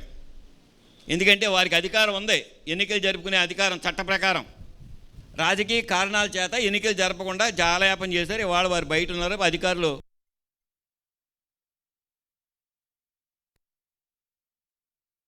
ఎవరైనా చేయొచ్చు, వాస్తవాలు ఉంటే ఎంక్వైరీ జరుగుతుంది. అది చట్టంలో ఉన్నటువంటి ప్రావిజను. ఆ ప్రావిజన్ ప్రకారం తగు చర్యలు తీసుకుంటారు, తగు ఆదేశాలు ఇస్తారు, సవరణలు చేస్తారు. బ్యాంకుకి సహకార వ్యవస్థకి నష్టం లేకుండా చేస్తారు. అది చట్టంలో ఉన్నటువంటి ప్రావిజన్స్. అందులో అనేక అంశాలు ఉన్నాయి. అందులోనే 51 ఎంక్వైరీ కానీ, 60 సర్చార్జీ కానీ, సెక్షన్ 60 కానీ, అలాగే మనకు ఉన్నటువంటి సెక్షన్ 31లో కూడా ఉన్నటువంటి ఈ అమెండ్మెంట్స్, దానిలో వచ్చినటువంటి జనరల్ బాడీ రైట్స్ కానీ, మేనేజ్మెంట్స్ రైట్స్ కానీ అన్నీ కూడా ఉన్నాయి 31లో కూడా ఉన్నటువంటి. అయితే ఇక్కడ ఏంటంటే బ్రవర్ సత్యనారాయణ గారు వాళ్ళు తెలివిగా, లేకపోతే కొత్త స్టాఫ్ అవ్వచ్చు, పర్మనెంట్ సీఈఓలు అవ్వచ్చు, ఇది ఏంటంటే ఇంట్రెస్ట్ ఎన్పిఏ ప్రావిజన్ 3 కోట్లు పెట్టారనేది. ఎన్పిఏ ప్రావిజన్స్ కింద మీరుండగా పెట్టని లేవా? చాలా ఉన్నాయి. అంటే వాళ్ళు ఏంటంటే కోర్ బ్యాంకింగ్ వచ్చింది కాబట్టి ఎన్పిఏ ప్రావిజన్ అక్కర్లేదు అని ఏదైనా ఉంటే, మీరు అప్డేటెడ్గా ఉన్నప్పుడు మీరు ఈ బ్యాంక్ 100 సంవత్సరాల చరిత్రలో ఈ బ్యాంక్ యొక్క ఇదిని అనుభవించినటువంటి వాళ్ళు మీరు మంచిగా సలహా చెప్పచ్చు వచ్చి స్టాఫ్కి కానీ, మేనేజ్మెంట్ కానీ ఎవరు ఉన్నప్పటికీ కూడా అని నేను మీకు విజ్ఞప్తి చేస్తాను. ఎందుకంటే గతంలో మీరు ఆ స్థానంలో ఉన్నప్పుడు ప్రశ్నించినప్పుడు 1,00,000 రూపాయల బడ్జెట్ 1,50,000 ఖర్చు అయితే ఎందుకు అయిందని అంటే, మీరు నెక్స్ట్ బడ్జెట్కి 3 లక్షలు 4 లక్షలు పెట్టేసేవారు. దాని ప్రావిజన్ పద్ధతి ఎలా పెట్టారని అంటే కూడా సమాధానం ఉండేది కాదు. సుబ్రహ్మణ్యం గారు సీఈఓగా ఉండగా అనేక అంశాలు. అలాగే ఇంకోటి కూడా నేను చెప్తా ఉన్నా, మీరు 1 సంవత్సరం అన్నారు, 2-3 సంవత్సరాలు బ్యాంకుకి లాభాలు లేని పరిస్థితులు కూడా గతంలో జరిగాయి. మీ ఎవరికైనా గుర్తుందో లేదో. వచ్చినప్పుడు డివిడెండ్ ఇవ్వని పరిస్థితి కూడా జరిగింది. ఎందుకంటే లాభం లేనప్పుడు ఏమి డివిడెండ్ ఇస్తారు? ఇవాళ కారణం ఏంటంటే లాభం ఉన్న డివిడెండ్ పొందలేనటువంటి పరిస్థితి. కారణం ఇక్కడ పర్మనెంట్ సీఈఓ లేడు, ఆర్గనైజేషన్లో బోర్డు లేదు. ఇవన్నీ ఇందులో ఉన్నటువంటి ప్రధానమైనటువంటి మన ఎల్తులు, లోపాలు. అందువల్ల ఇవన్నీ ఎన్పిఏ మీద మేనేజ్మెంట్ ఉంటే ఏదో రకంగా సర్దుబాట్లు చేసేస్తారు. మేడం ఎలా సర్దుబాట్లు చేస్తాడు? నేను బాకీ అనుకోండి, నా బాకీని కట్టేసి ఇది మొత్తం మీద ప్రైవేట్గా జరిగిపోతుంది. అందువల్ల ఎన్పిఏ రాదు, తగ్గిస్తారు. ప్రతి చోట జరిగింది ఎన్పిఏ లేకుండా. మేనేజ్మెంట్ లేదు, అందువల్ల సర్దుబాటు లేదు. కానీ స్టాఫే కష్టపడతారు. స్టాఫ్ కష్టపడి ఎన్పిఏని కవర్ చేసి లోన్స్ ఇచ్చే కాడ జాగ్రత్తలు తీసుకొని, ఆ రికవరీ కాడ జాగ్రత్త తీసుకొని, ప్రావిజన్స్ కూడా చెప్తారు ఈ లోన్ ఇస్తే ఇబ్బంది అని చెప్పేసి. మేనేజ్మెంట్ ఉంటే కొన్ని పర్లేదు ఇవ్వయా అని చెప్పేసి చెప్తారు. వాళ్ళు కొంతమంది సంతకం చేయరు, కొంతమంది ఏమో మీరే చేయండి అంటారు. అందువల్ల మేనేజ్మెంట్కి ఎక్కడ ఇందులో ఇన్వాల్వ్మెంట్ ఉండదు, అంతా స్టాఫే, లోన్ రికవరీస్ కానీ లోన్ ఇవ్వడం కానీ అంతా. అటువంటి ఈ పరిస్థితుల్లో స్టాఫ్ని విస్మరించి కానీ స్టాఫ్ సిబ్బందిని ఇచ్చేసి కానీ మనం పక్కన పెడితే బ్యాంక్ అభివృద్ధి జరగదు. అందువల్ల వారి ప్రయోజనాలని మనం కాపాడాలి, బ్యాంక్ ప్రయోజనాలు వాళ్ళు కాపాడాలి. బ్యాంకుతోనే వారి కుటుంబాలు ముడిపడి ఉన్నాయి. బ్రవర్ సత్యనారాయణ గారి కోఆపరేటివ్ అర్బన్ బ్యాంక్ మీదే డెవలప్ అయ్యారు. ఆయనకు ఉన్నటువంటి రోజు ఉన్నటువంటి ప్రాపర్టీ కానీ ఆస్తి కానీ విలువ కానీ ఏదైనా. అందువల్ల ఆర్యాపురం బ్యాంకు మొదటి శ్రేణిలో దాన్ని కాపాడుకోవాల్సిన బాధ్యత బ్రవర్ సత్యనారాయణ గారి మీద ఉంది. సుబ్రహ్మణ్యం గారు అలాగే లేరు. ఎందుకంటే మనం ఉన్నప్పుడు మనం కావాల్సినటువంటి ప్రయోజనాలు పొందేసి ఏదో నిర్ణయాలు చేసేస్తే కొన్ని సందర్భాల్లో అవి మళ్ళీ రిపీట్ అయ్యి రీపేమెంట్కి వస్తాయి. అటువంటివి కూడా జరిగాయి. అందువల్ల ఇక్కడ నేను మొదటగా 3 అంశాలు చెప్తా. ఒకటి ఏంటంటే ఎన్పిఏ మీద ఇప్పటికే దృష్టి పెట్టారు, కానీ ఇంకా దృష్టి పెట్టాలి. 9 పాయింట్ ఎంతో వచ్చింది. రిజర్వ్ బ్యాంక్ గైడ్లైన్స్ ఎప్పటికప్పుడు అప్డేట్ అవ్వాలి. ఆయన చెప్పినట్టు ఇంకోటి కూడా చెప్పదలుచుకున్నా, నేషనల్ లెవెల్లో నేషనల్ బ్యాంకులు కానీ అంత ప్రైవేట్ పరం చేసేస్తున్నారు కేంద్రంలో ఉన్నటువంటి మోడీ గారు కానీ అమిత్ షా గారు. ఇక్కడ కూడా మన కోఆపరేటివ్ని కూడా విచ్ఛిన్నం చేయడానికి ప్రయత్నం చేస్తున్నారు. అది విలీనంలో మీరు ముందు తెలిసి ఉండొచ్చు, కరెక్టే.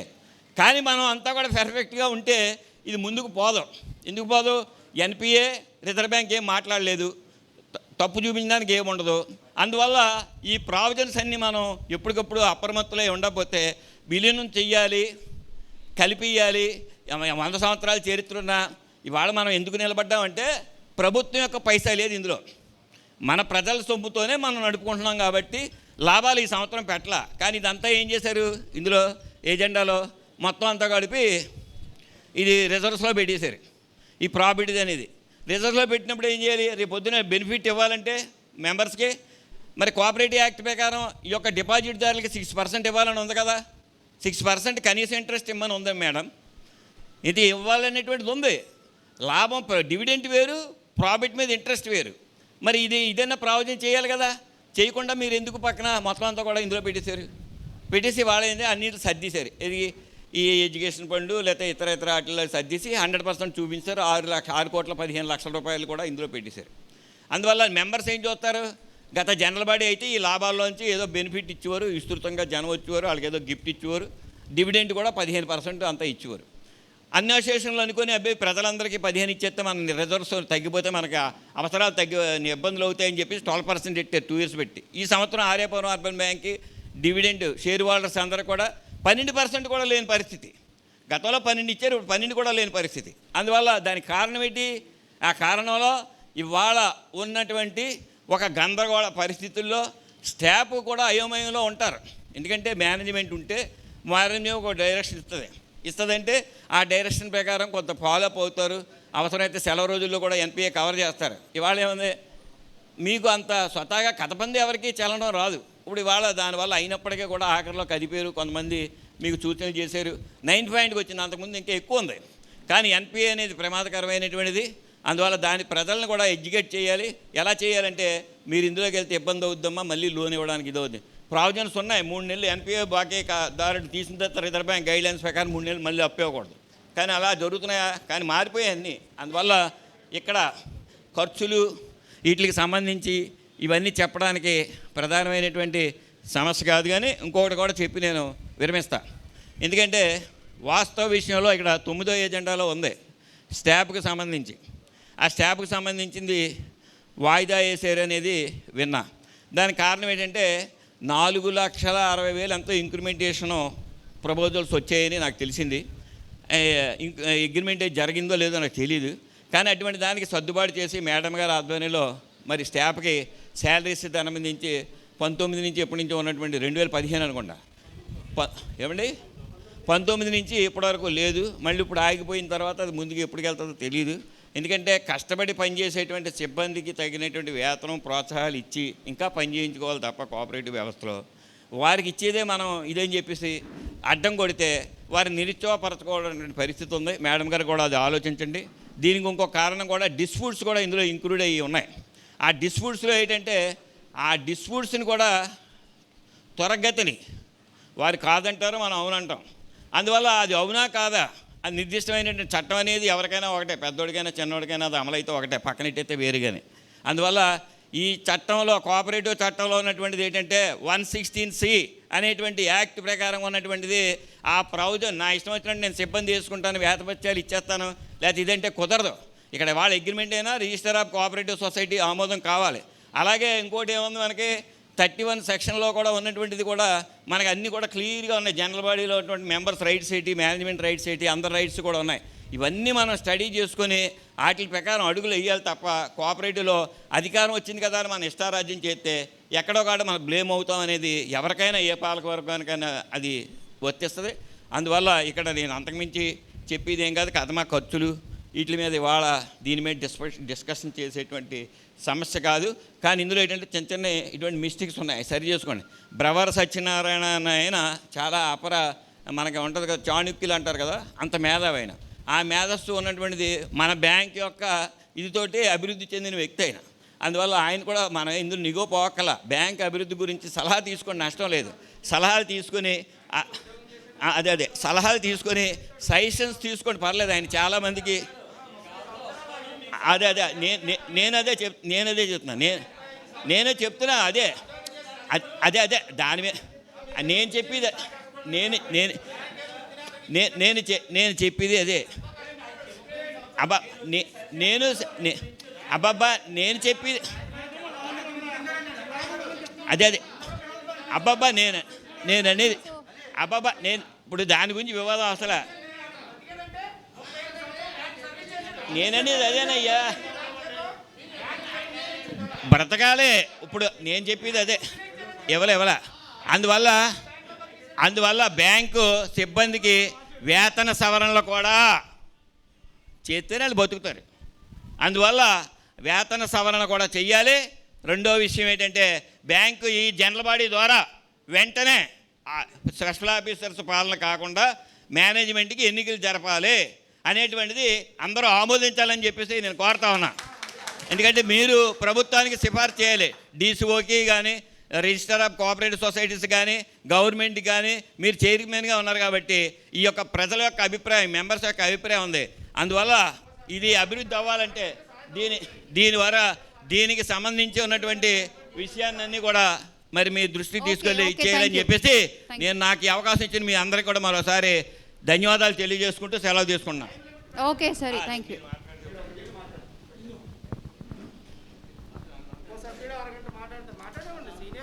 A very good day.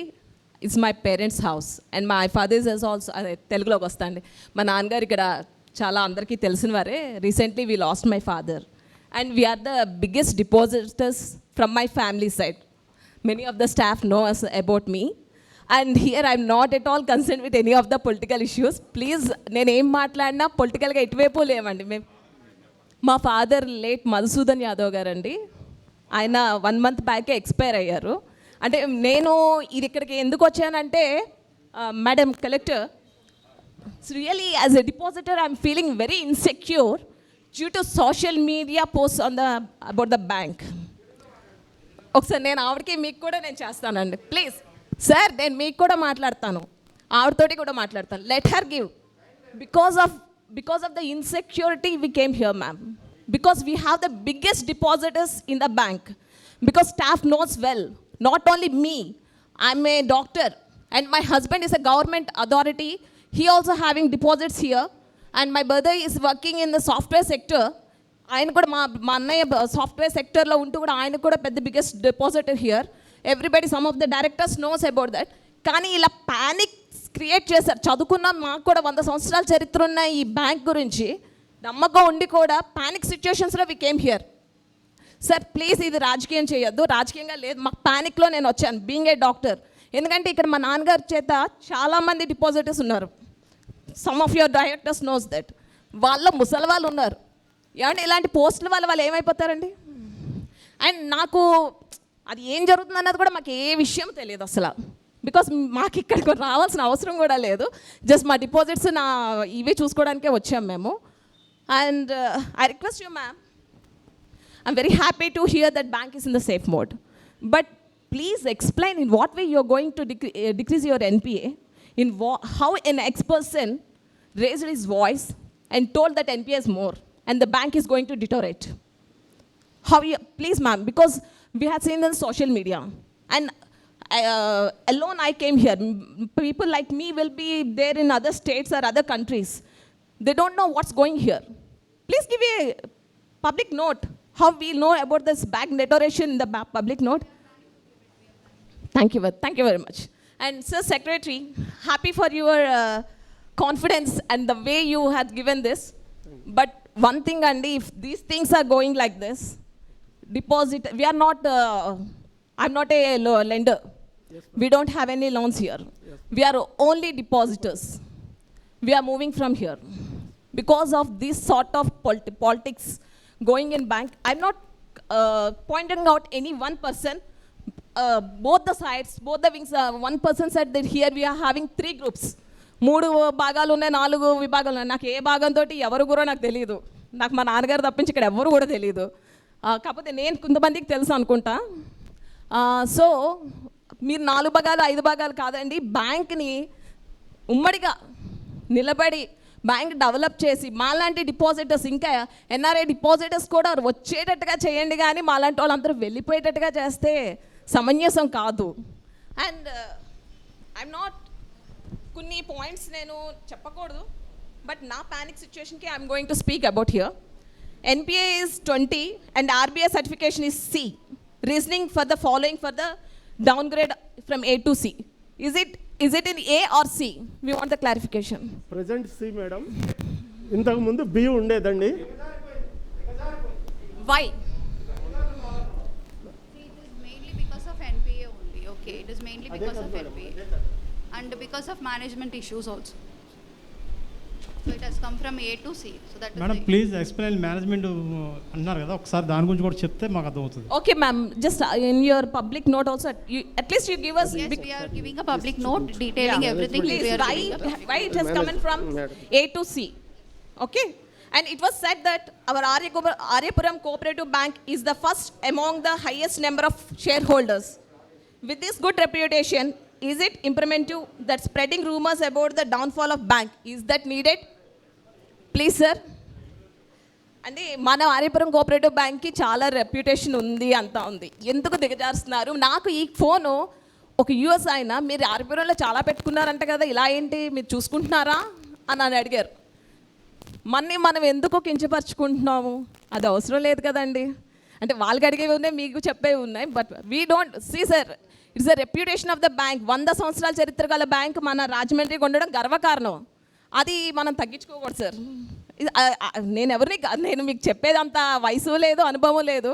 But what we felt when some ex-person has stated that certain foul issues on the bank in social media, what steps do you take to protect and safeguard morals of your customers? We want, if you want, you can write it, and we want the answers, because, okay. Under what category and what right did he make comments in this manner? Please, anyone? Yeah. It spreads fear among us. It's the only fear among us. I'm talking from the management point of view that RBI inspection ఉంటుందండి.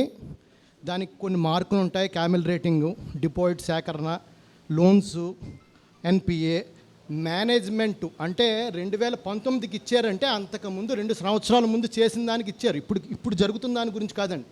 అంటే madam is చెప్పలేకపోవడం కారణం అంటే she is doing right no present ఉన్న situation నుంచి, panic situation నుంచి మీరు అనుకున్నట్టుగా ఫ్యూచర్ ఆలోచిస్తున్నారు. కానీ గతంలో జరిగిన దానికి ఇచ్చిన certification madam this is. And one more thing that is nothing but improvement of NPA you are asking to madam, right? అన్నీ కూడా mortgage loans, right? If she take a decision, I'm also member, we have right to speak. Please madam చెప్తా అన్నారండి, ఆవిడకి తెలుగు రాదు. Letter ఇది political చేయొద్దండి ఎడ్యుకేటెడ్స్ని, please. We have rights to speak on any one. మేము మిమ్మల్ని సపోర్ట్ చేస్తున్నాం, వాళ్ళని సపోర్ట్ చేస్తున్నాం.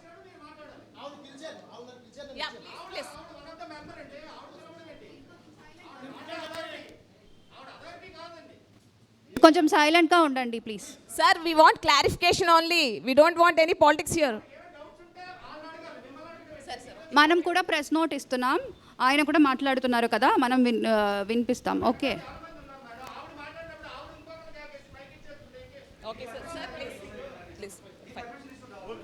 Sir last points. You can finish it. Sir, okay. As a depositor, we are feeling, we being educated, we can't pressurize the bank employees to answer our questions about social media on the bank, as it put undue pressure on their performance, which will lead to bank experience for our customers. So, as early as possible, ma'am, sort it out among the sure, we are doing because it. These words are not of my alone. These words are from 3 depositors. I'm speaking from 3 depositors who are having their doubts. And one more thing, please, ఇలాంటి వాళ్ళు ఇచ్చేది వాళ్ళని గట్టిగానే అడుగుతాం, ఎందుకు పడిపోయిందని నేను అడుగుతున్నాను. అదేవిధంగా ఇలాగా ఒక మంచి పేరులో రాజమండ్రి అంటేనే చారిత్రక దేశం ప్రదేశం, దాంట్లో 100 సంవత్సరాలు కలిగే ఈ బ్యాంక్ కూడా చాలా మంచి పేరు ఉంది. సో దాన్ని మనం తగ్గించకూడదండి ఎప్పుడు కూడా. వీఆర్ సిటిజన్స్, మీకు తెలియదేమో బయట కూడా ఈ బ్యాంక్కి చాలా మంచి పేరు ఉంది. అండ్ మాకు ఏదో ₹1 ఇంట్రెస్ట్ పెరగాల్సింది ఆ కోసం ఇక్కడ నేను డిపాజిట్ చేయలేదండి. బ్యాంక్ నిలబెట్టడం కోసం నేను కొన్ని లక్షలుగా డిపాజిట్ చేశాను. మాకు అంత ఇంట్రెస్ట్ 1%, 2% పెరిగే ఇంట్రెస్ట్ కోసం అవసరం లేని మనుషులు మేము, ఎందుకంటే we are being in a good positions. The only thing to develop the bank from మా ఫాదర్ కోరిక మీద మేము ఇక్కడికి వచ్చి డిపాజిట్స్ చేసాం. అండ్ అది మేము వెళ్ళిపోవాలనుకుంటున్నాం, అలా బ్యాంక్ కింద దిగజారిపోతుంది ఇలాగా. సో ఎవరినైనా నొప్పించుంటే I'm very sorry, and also I request your sorry for ask. Okay, thank you and thank you very much. I completely understand your concern. We are giving a proper press note detailing everything. Okay. Yes.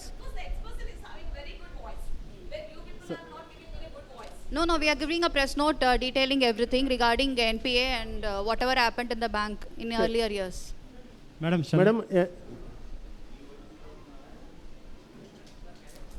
ఏమండి, ఇక్కడికి వచ్చిన సభ్యులందరికీ, సభాధ్యక్షులకి అందరికీ నమస్కారం అండి. Sir, ఇప్పుడు ఆవిడ madam చెప్పిన దానికి చాలామంది ఫీల్ అవుతున్నారు మేడం. ఎందుకంటే బ్యాంకు డిపాజిట్లు, బ్యాంకు పేపర్లు వచ్చిన దాని ప్రకారం ఏంటంటే ఏంటి బ్యాంకు దివాలా తీస్తుందా అని నేను డైరెక్ట్ మేడం నాకు చాలామంది ఫోన్ చేసి అడిగారు, ఏంటి బ్యాంకు ఏంటి పొజిషన్ ఏంటి ఎలా అయిపోతుంది ఏంటంటే, లేదు అలా ఏమి ఉండదు, సరే ఏదో చిన్న ప్రాబ్లమ్స్ ఉంటాయి, ఎన్పీ పెరగడం ఇవన్నీ కామన్ కదా, ఇప్పుడు వచ్చేది కాదు, ప్యానిక్ కూడా ఉంది కదా, దాని మీద మీకు ఆ ఇబ్బంది ఏమి ఉండదు, అలాంటి ఏమి ఉండదు అని చెప్పి కొంతమంది నాకు తెలిసిన మటుకు నాకు అడిగిన వాళ్ళకి నేను సలహా చెప్పడం జరిగింది మేడం. అండ్ ఇంకోటి ఏం చెప్పింది ఏంటంటే మేడం, ఎలక్షన్ జరపాలి, బాడీ అనేది ఉండాలి, ఎలక్టెడ్ బాడీ అనేది ఉంటే అది ఏదైనా చేయడానికన్నా దేనికి ఫ్లెక్సిబుల్ ఉంటుంది కొంచెం అటు ఇటు. కానీ ఏమంటే మంచి పని చేయడానికే, మరి సొంత పని చేయడానికి గురించి నేను మాట్లాడట్లేదు మేడం. ఇంకోటి ఏంటంటే ఈ ఎలక్షన్ జరిపేటప్పుడు 1 షేర్ ఉన్న వాళ్ళు కూడా ఎలక్షన్లో ఓటు వేయడానికి హక్కు ఉంది మేడం. నా రిక్వెస్ట్ ఏంటంటే, అంటే లాస్ట్ టైం నేను బోర్డులో కూడా కొన్నిసార్లు డిస్కస్ జరిగింది, ఇంకా అవన్నీ ఇప్పుడు మనం మాట్లాడద్దు. ఇప్పుడు నేను మీకు రిక్వెస్ట్ చేసేది ఏంటంటే, ₹300 షేర్ మీద డబ్బులు కట్టించుకుని వాళ్ళని ఎలక్షన్ మేము తీసుకొచ్చి ఓటు ఏం చేసుకుంటున్నాం, అది కరెక్ట్ పద్ధతి కాదు మేడం. ఇందులో డిపాజిట్దారులకి మీరు మెంబర్షిప్ ఇవ్వాలి, లోన్ వాళ్ళకి ఎలాగ మీరు అది మ్యాండటరీ ఇవ్వాల్సిందే. డిపాజిట్దారికి మీరు కంపల్సరీగా, నా ఉద్దేశం ఏంటంటే ఇప్పుడున్న సింగిల్ షేర్లు కానీ 300 షేర్లా మీరు ఇచ్చేది 3 షేర్లు కదా, అంటే గోల్డ్ లోన్కి అయితే ₹100 అండి. గోల్డ్ లోన్ వాళ్ళకి ఓటు హక్కు ఉందా మీకు? గోల్డ్ లోన్ ఉన్న వాళ్ళకి ఓటు హక్కు ఉందా? లేదు. ₹300 ఉన్న వాళ్ళకి గోల్డ్ హక్కు ఉంది మేడం. అది చాలా తప్పుడు విధానం మేడం. నేను అనుకున్నా బ్యాంకు వాళ్ళు ఇటువంటి సంబంధం లేదు. మనం కావాలని ₹300 ఇచ్చి జాయిన్ చేసేసాం. జాయిన్ చేసి వాళ్ళు ఎలక్షన్ టైంలో వచ్చి మేమందరూ తీసుకొచ్చి వాళ్ళతో ఓటు వేయించుకుంటాం. దానివల్ల ఏమవుతుంది, మేమే విన్ అవుతాం.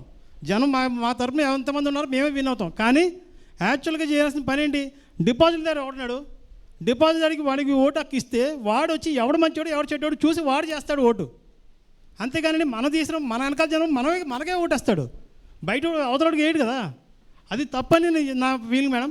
అది లేదంటే మీరు ఒక పని చేయండి, ఈ ₹300 ఉన్న షేర్లు మెంబర్ని మినిమం 10 షేర్లను చేయించండి. 10 షేర్లు మినిమం 10 షేర్లు చేయించి వాళ్ళకి బ్యాంక్ ఏదో రకంగా ఉపయోగించమని చెప్పండి. ఒక సేవింగ్ అకౌంట్ ఓపెన్ చేయమని చెప్పండి. లేదంటే లోన్ తీసుకున్న వాడికి ఎలాగో మనం ఇస్తాం కదా, మెంబర్షిప్ ఇస్తున్నాం, వాడు మెంబర్షిప్ తీసుకున్నాడంటే దానికి ఒక బ్యాంకుకి ఒక బద్దగా ఇదిగా ఉండాలి. డివిడెంట్ ఇంకోటి మేడం, డివిడెంట్ ఉంది. డివిడెంట్ ఈ 100 రూపాయలు మీ 300 రూపాయలు తీసుకుని మొత్తం అందరికీ డివిడెంట్ పంచాలి. ప్లస్ వాడు రావడానికి గురించి మళ్ళీ వాళ్ళకి మనకు పర్సంటేజ్ కావాలి. ఎంత పర్సంటేజ్ అండి మంది? 18%. కోరం 10% రావాలి మేడం. అంటే ఇప్పుడున్న జనం 90,000 మంది ఉన్నారు. 90,000 మంది 10,000 మంది రావాలి. 10,000 మంది రావాలంటే ఏం చేయాలి మేడం? పిలిస్తే వస్తారా? ఊరినే తీసుకున్నాడు ఊరినే వస్తాడా? వాడికి గిఫ్ట్ ఇవ్వాలి. గిఫ్ట్ ఇవ్వాలంటే మామూలు గిఫ్ట్ అయితే ఎవడు రావట్లే. దానికి మళ్ళీ అందంగా పెద్ద గిఫ్ట్ ఇస్తే కానీ ఎవడు రావట్లేదు. ఇవన్నీ కూడా ప్యానిక్ మేడం. ఇదంతా కూడా బ్యాంక్కి నష్టమే. దీనికి మీరు చేయాల్సిన పని ఏంటంటే డిపాజిట్ వేసినోడు కంపల్సరీ వస్తాడు. అసలు ఏం జరుగుతుంది ఇప్పుడు? చాలామంది ఇందులో డిపాజిట్ చాలామంది ఉన్నారు. ఇప్పుడు ఆవిడ డిపాజిట్దారులే. ఆవిడ ఎందుకు వచ్చింది? బ్యాంక్ ఇలా అయిపోతుంది అంటే ఎందుకు ఇలా అయిపోతుంది ఏంటి మా డబ్బులు పొజిషన్ ఏంటి అని చెప్పి ఆవిడ భయంతో వచ్చింది. రేపు పొద్దున్న ఎలక్షన్ వచ్చినప్పుడు ఆవిడే వచ్చి ఓటేస్తుంది. అంతేకాని నా వెనకాల జనం వచ్చి ఓటేసి మా ఆవిడ ఉన్నాడు కదా వేసేయడం అది తప్పది. డిపాజిట్లు ఎవడున్నాడో వాడికి మెయిన్ ఇవ్వండి మేడం. కానీ చాలామంది మనకు వాళ్ళు డిపాజిట్దారులకు ఓటు ఇవ్వట్లేదు. ఎందుకు ఇస్తున్నారా ఇవ్వట్లేదు చెప్పండి సార్ మీరు. ఓకే చూస్తాం. ఓకే సార్ మేడం నా సజెషన్ ఏంటంటే ఎలక్షన్లు జరపాలి. చెప్తాం గవర్నమెంట్కి ఆల్రెడీ తెలుసు, అది ప్లాన్ చేస్తుంది గవర్నమెంట్. ఓకే మేడం నా సజెషన్ ఏంటంటే మెంబర్షిప్ అనేది రిలైజ్ చేయండి. దానికి కొంచెం కంట్రోల్ పెట్టాలి. కంట్రోల్ పెట్టాలంటే ఇప్పుడు ఆల్రెడీ ఉన్న 90,000 మందిలో ఎంతమంది బ్యాంక్కి ఉపయోగపడుతున్నారు, ఎంతమంది బ్యాంక్ ఉపయోగపడలేదు, అదొకటి మీరు క్లారిటీ తీసుకోండి. దాన్ని ఎలా రెటిఫై చేయాలో మీరు రెటిఫై చేయడం. Okay thank you madam. Thank you sir. NPA గురించి అయితే మేము ఎన్పిఏ గురించి మేము ఆల్రెడీ యాక్షన్ తీసుకోవడం మొదలుపెట్టామండి. Okay okay sir. Thank you very much, madam, for your kind information. That's bank is lies on deposits and loans and NPA and expenditure, in my opinion. CD ratio might be 53. We agree for that. అంటే అర్థమై ఉంటుంది అందరికీను. ఎన్పిఏలో ఉన్నంత మాత్రాన భయపడాల్సిన అవసరం లేదు. All loans అన్నీ కూడా మార్టిగేజ్ చేశారని మీ అందరికీ తెలుసు. సో మార్టిగేజ్ చేస్తే దాన్ని లీగల్ యాక్షన్ తీసుకుంటే సర్ఫాసీ యాక్ట్ ప్రకారంగా డబ్బులు వచ్చేస్తాయి. So that is not an issue in my opinion up to my knowledge, right? Second, like saying this, my friend Mr. Raghu Garu, I think his name is Raghu Garu, talking about the membership. Indian constitution says that there should not be biased, right? 100 rupees ఇచ్చి 300 rupees ఇవ్వకపోతే వాళ్ళకి voting హక్కు పోతుందని వాళ్ళ భయము. So just think about that is earlier board has been taken. Make a note that, give the note to the madam, that will be done in my opinion. And more thing is that this Viswateja 27 page number, that Bavar Satyanan garu questioned about the NPA interest reserve, right? I don't know why you have given a presentation 3 crores, that if you remove that 3 crores, the arithmetical accuracy of that profit and loss account is absolutely right? But what his point is that NPA జరిగినప్పుడు shadow balance ఉంటుంది, recognize చేయకూడదు అనేది ఆయన అభిప్రాయం. That is also correct, you are also correct, might be because of something it went wrong. But it's not an arithmetical accuracy, it is showing the presentation wrong, right? I hope you understand. ఇంతకు ముందు కూడా మనకి NPA provision, interest provision ఉండేది. NPA interest provision ఇదివరకు కూడా ఉండేదండి. మొన్న reserve bank వచ్చినప్పుడు కూడా మీరు ఏదైతే ఎన్పిఏకి సంబంధించిన ఇంట్రెస్ట్ రికగ్నైజ్ చేస్తున్నారో దానికి ఈక్వల్గా ప్రొవిజన్ పెట్టేయండి అని చెప్పారు. So you have a circular కాదండి, వాళ్ళు ఏదైతే మనకు no, they will give us some note without సర్క్యులర్లో మనకి ఎన్పిఏ ఇంట్రెస్ట్కి 100 ప్రొవిజన్ పెట్టాలి. Let me explain you for the principle what he said.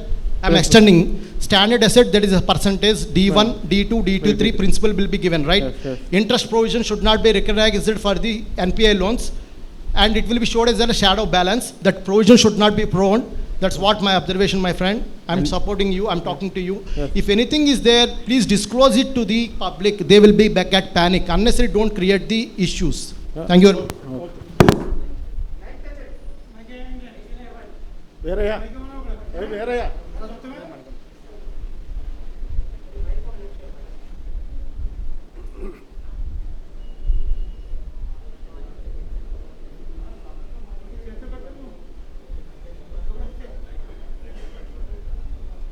ఇక్కడ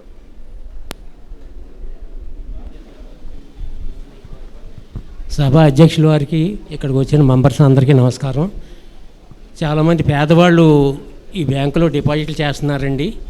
వడ్డీ డబ్బుతో బ్రతుకుతున్న వాళ్ళు ఉన్నారు. ఈ రోజున ₹1 వడ్డీతో మేము బ్రతుకుతున్నామండి. వేరే ఆస్తులు లేవు మాకు. కేవలం ఈ ₹1 వడ్డీయే మాకు ఆధారం. వడ్డీలు తగ్గిపోయినాయి. 2 సంవత్సరాల నుంచి డివిడెండ్ ఇవ్వట్లేదు బ్యాంకు మెంబర్స్కి డివిడెండ్ ఇవ్వట్లేదండి. అనవసరమైన మెంబర్స్ని పెంచేసి అలా చెప్పారు కదా 300 కట్టించేసి ఓట్లు ఏం చేసుకుని మెంబర్స్ 30,000 మందిని అనవసరంగా చేర్చేసుకుని మెంబర్స్గా 90,000 చేసేసారు.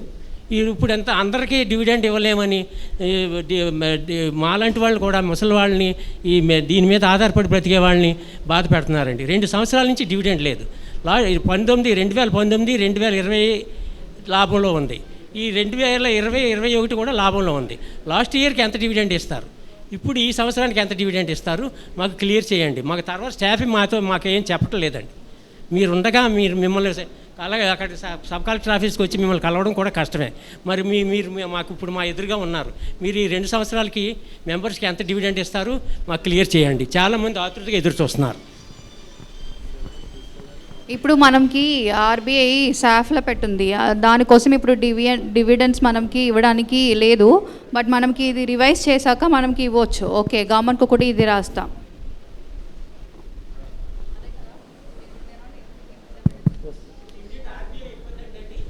అదే ఎస్ ఎస్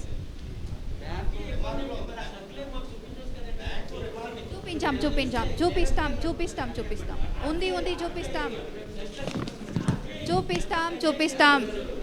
చూపిస్తాం. ఓకే, గవర్నమెంట్ నుంచి మనకి ఎలా ఇన్స్ట్రక్షన్స్ వచ్చింది చూపిస్తాం.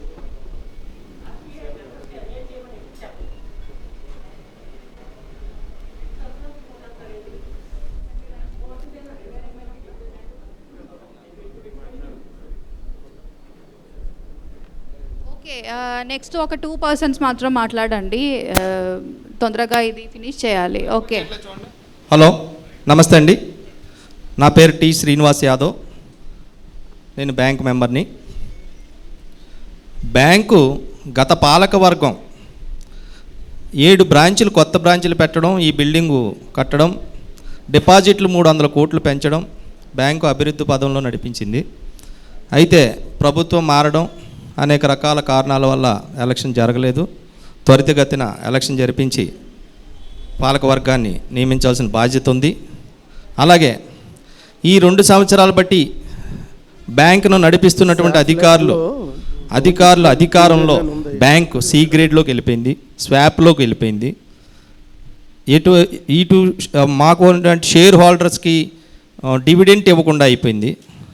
ఎవరైతే మేడం ఐపీఎస్ గారు ఉన్నారో ఆమె దగ్గరికి కొంత సమాచారం అధికారుల ద్వారా వస్తుంది, కొంత సమాచారం గత పాలక వర్గం మీద పోటీ చేసి ఓడిపోయినటువంటి సభ్యుల ద్వారా వస్తుంది. ఇదంతా బేరీజు వేసుకుని ఇక్కడికి వచ్చి పరిశీలించుకున్న తర్వాత తెలిసేది కొంత ఉంటుంది.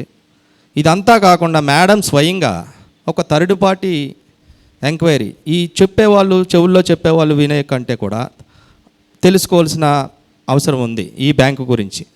ఎందుకంటే పర్టికులర్గా ₹300 అన్నా సరే, ₹300 90,000 మంది కట్టారంటే ఎన్ని కోట్లు డిపాజిట్, ఎంత డబ్బు ఉంది, ఆ డబ్బు మీద వచ్చే వడ్డీ డివిడెంట్ రూపాయన వాళ్ళు షేర్ హోల్డర్స్ మీదే ఈ బ్యాంక్ ఈ స్థాయికి ఎదిగింది.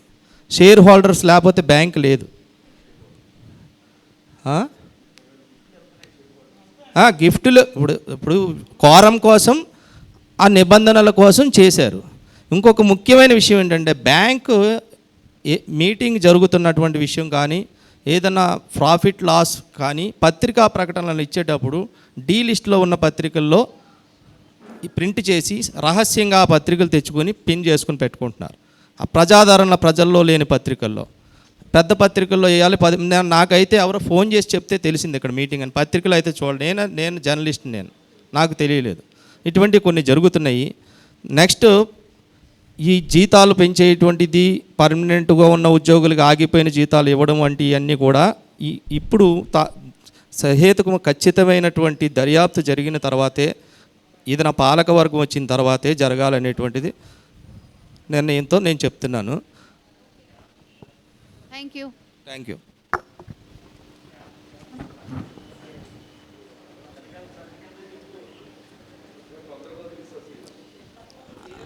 ఆయన లాస్ట్ ఇన్ఛార్జ్ పర్సన్, ఇన్ఛార్జ్ మీరు లాస్ట్ చైర్పర్సన్ పర్సన్, కొంచెం బ్రీఫ్ మేడం మాట్లాడి ఫినిష్ చేసేయండి. ఓకే. సబ్ కలెక్టర్ గారికి, ఇన్ఛార్జ్ చైర్పర్సన్, ఇక్కడ ఇచ్చేసినటువంటి డిపాజిట్దారులకు, షేర్ హోల్డర్స్కు, అలాగే మెంబర్లకు అందరికీ నా హృదయపూర్వక ధన్యవాదాలు తెలియజేసుకుంటున్నాను. ముఖ్యంగా ఇక్కడ కొన్ని ఇష్యూస్ జరుగుతున్నాయి. ఏంటంటే ఈ సోషల్ మీడియాలో ఇలా రావడం ఎంతవరకు సమంజసం అని చాలా వాస్తవం అది. At the same time madam, కొంతమంది ఇలాగే బ్యాంక్ ఫోటో వేసి అప్పుడు మాజీ చైర్మన్ గారు ఇంత బ్యాంక్ని ఆయన వచ్చేసరికి 500 కోట్లు డిపాజిట్స్ ఉన్న బ్యాంక్, టర్న్ ఓవర్ ఉన్నటువంటి బ్యాంక్ని 1000 కోట్లు 30 కోట్లు టర్న్ ఓవర్ చేశారండి. దట్ ఈజ్ చల్లా శంకర గారు ఏమండి. 500 కోట్ల టర్న్ ఓవర్ బ్యాంక్ అండి ఇది, చల్లా శంకర గారు చైర్మన్గా ఉన్నప్పుడు. దాన్ని ఓన్లీ 5 ఇయర్స్లో, అంటే 95 ఇయర్స్లో 500 కోట్స్ టర్న్ ఓవర్ ఉన్న బ్యాంక్ని చల్లా శంకర గారు ఓన్లీ 5 ఇయర్స్లో 1030 కోట్ల రూపాయలు టర్న్ ఓవర్ తీసుకెళ్లారంటే మీరు మాట్లాడకండి ఏమండి తీసుకెళ్లారంటే ఆయన యొక్క కృషి పట్టుదల ఎటువంటిదో ఒకసారి అర్థం చేసుకోండి.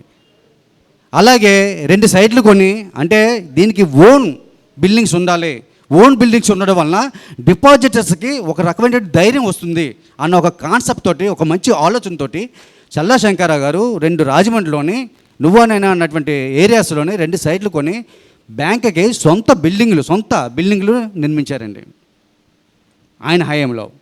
ఈ యొక్క డెవలప్మెంట్ తట్టుకోలేని కొంతమంది దాన్ని ఆయన ఎలా బురద చల్లాలని చెప్పేసి వాటి మీద అలా చేసి 51 ఎంక్వైరీ అనేది ఒకటి క్రియేట్ చేశారు. తప్పులేదు, ఎవరైనా సరే ఎటువంటి ఎంక్వైరీ సరే ఫేస్ చేయాల్సిందే, దట్స్ ఆల్. తప్పు ఎవరు చేసినా శిక్ష అనుభవించాల్సిందే, దానికి మేమే వెనకడము. బట్ వన్ థింగ్, ఆ 51 ఎంక్వైరీలో ఏముందంటే మేడము, ఎక్కడ మిస్ ఆపరేషన్ లేదు సార్ మేడం. 22 పాయింట్స్ ఉన్నాయి. ఎంక్వైరీ ఆఫీసర్ ఒక్క పాయింట్ కూడా వీళ్ళు అమౌంట్ తినేశారు, అవినీతి చేశారని ఒక్క పాయింట్ కూడా లేదు మేడం. చూసుకోండి 51 ఎంక్వైరీలోనే. ఓన్లీ ఇన్రెగ్యులర్ అని రాశారండి. 22 పాయింట్స్ కూడా ఓన్లీ ఇన్రెగ్యులర్, అంటే కొంచెం బాధ్యతారహితంగా, అంటే ప్రొసీడింగ్ స్లాబ్స్ ఉన్నాయి తప్పితే ఉన్నాయి. దాన్ని 5.62 crores ప్రొసీడింగ్ స్లాబ్స్లో ఉన్నాయి. దాన్ని సర్చార్జ్ కింద వేశారు. దాన్ని అందులో ఏంటంటే వీళ్ళు ఆయన ఐఎంలో 40 మెంబర్స్ని ఎంప్లాయీస్ని. I have a small thing to say. మీరు ఇప్పుడు 51 ఎంక్వైరీ జస్టిఫికేషన్ చేయడం అది ఇప్పుడు వద్దు. Okay, anyway it is pending in the court, let the court take the decision. అంటే మొన్న ప్రెస్ మీట్లో నేను మొన్నది member madam, last press meet జరిగింది కదా, వీళ్ళు అడుగుతున్నారు కదా, దానికి దీనికి కంక్లూజన్ చెప్తున్నాను మేడం. అంటే ఏంటి, మీరు నార్మల్ అన్న విషయం మాట్లాడండి, ఎంక్వైరీ గురించి మాట్లాడవద్దు. Because it is pending in the court, let court take the decision. అవును మేడం, అవును. అంటే ఇక్కడ ఉన్న డిపాజిట్లకి రాంగ్ వేస్తున్నారండి, రాంగ్ ట్రాక్ పట్టేస్తున్నారు వీళ్ళందరూ. ఇప్పుడు మాట్లాడిన వాళ్ళందరూ ఉన్నాయి. అందుకు వాళ్ళకి తెలియాలి మెయిన్, ముఖ్యంగా డిపాజిట్స్ అనేది చాలా మెయిన్ కీబోర్డ్ అండి బ్యాంక్కి. వాళ్ళకి 51 ఎంక్వైరీ ఏంటి, ఇదేంటి, అది కూడా తెలియదు పూర్తిగా వాళ్ళకి మేడం. కొంతమంది వాస్తవాలు తెలియని వాళ్ళకి. ప్లీజ్ మేడం కొంచెం ఏంటి విషయం ఏంటంటే 51 ఎంక్వైరీలో చల్లా శంకర గారు ₹1 అవినీతి చేసినట్టు 51 ఎంక్వైరీ ఎక్కడ లేదు. ఏంటి ఉందండి CEO గారు, అన్నీ ఇర్రెగ్యులర్ కదా, అదే అండి. ఓకే, ఏమండి ఇలాంటి పరిస్థితుల్లోనే ఆయన శంషారిగా బ్యాంక్ ఆయన టైం అయిపోయింది వెళ్ళిపోయి ఏ రోజు కూడా బ్యాంక్ గురించి ఎప్పుడు కామెంట్ చేయలేదు. 2.5 years అయింది ఎప్పుడు కూడా. ఈరోజు ఆయన ఎంత డెవలప్ చేస్తున్నటువంటి బ్యాంకు 2 yearsలో శాఫ్లోకి వెళ్ళిపోయిందండి. ఆ శాఫ్లోకి వెళ్ళడం వల్ల అందులో one of the condition RBI సిక్లో ఉంది, బ్యాంకు బాగా వీక్గా ఉంది, సిక్లో ఉంది, మీరు ఎన్ఫైరీ చేయలేకపోతున్నారు, బాగా వీక్గా ఉంది కాబట్టి మీరు ఈ one of the point dividends announce చేయొద్దు, డివిడెండ్స్ ఎట్టి బస్సులో అనౌన్స్ చేయొద్దు, పే చేయొద్దు అని చెప్పి ఒక one of the clause. At the same time second clause ఏంటంటే అండి, అందులోనే 100% రిస్క్ ఉన్న లోన్స్ ఇవ్వద్దు అని చెప్పిందండి. 100% రిస్క్ అంటే మార్టిగేజ్ లోన్స్ ఇవ్వద్దని. ఏమండి అకౌంట్ ఎంతనే దాని అర్థం అండి? ఓకే అండి, 100% లోన్స్ ఇవ్వద్దని చెప్పి క్లియర్గా అందులో మెన్షన్ చేయడం జరిగిందండి. ఇప్పుడు వాళ్ళు ఏం చేస్తున్నారంటే హెడ్ మార్చేసి, అంటే ఆర్బీఐని కూడా వీళ్ళు డైవర్ట్ చేసేస్తున్నారు. అంటే హెడ్ మార్చేశారు, మార్టిగేజ్ హెడ్ తీసేసి వేరే హెడ్ పెట్టి మార్టిగేజ్ లోన్స్ ఇస్తున్నారు. ఇవ్వచ్చా చెప్పండి మీరు? ఆర్బీఐ రూల్ ప్రకారం మార్టిగేజ్ లోన్స్ ఇవ్వచ్చా మీరు?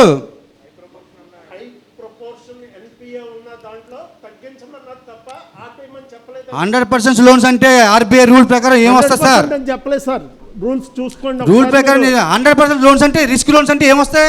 మార్కెట్ లోన్స్ కాదా? అలా కాదండి, మనకి ఏవైతే ఎక్కువ లోన్స్ ఉంటే అవి వస్తాయి అందులో. అదే మనకు ఉన్నది మార్కెట్ లోన్స్. అంటే ఇప్పుడు బ్యాంక్ ఉన్న పరిస్థితి ఏంటంటే అండి, చెప్పింది సార్, మార్కెట్ లోన్స్ ఇవ్వకూడదండి, ప్లీజ్ అర్థం చేసుకోండి. ఓన్లీ గోల్డ్ లోన్స్ మీద డిపెండ్ అవ్వాలి. This is bank position RBI rule ప్రకారం. అలాంటి సిచ్యువేషన్లో అలాంటి బాధ కలిగి ఈ స్థాయికి తీసుకెళ్ళిన బ్యాంక్ని ఈ స్థాయికి తీసుకొచ్చారు.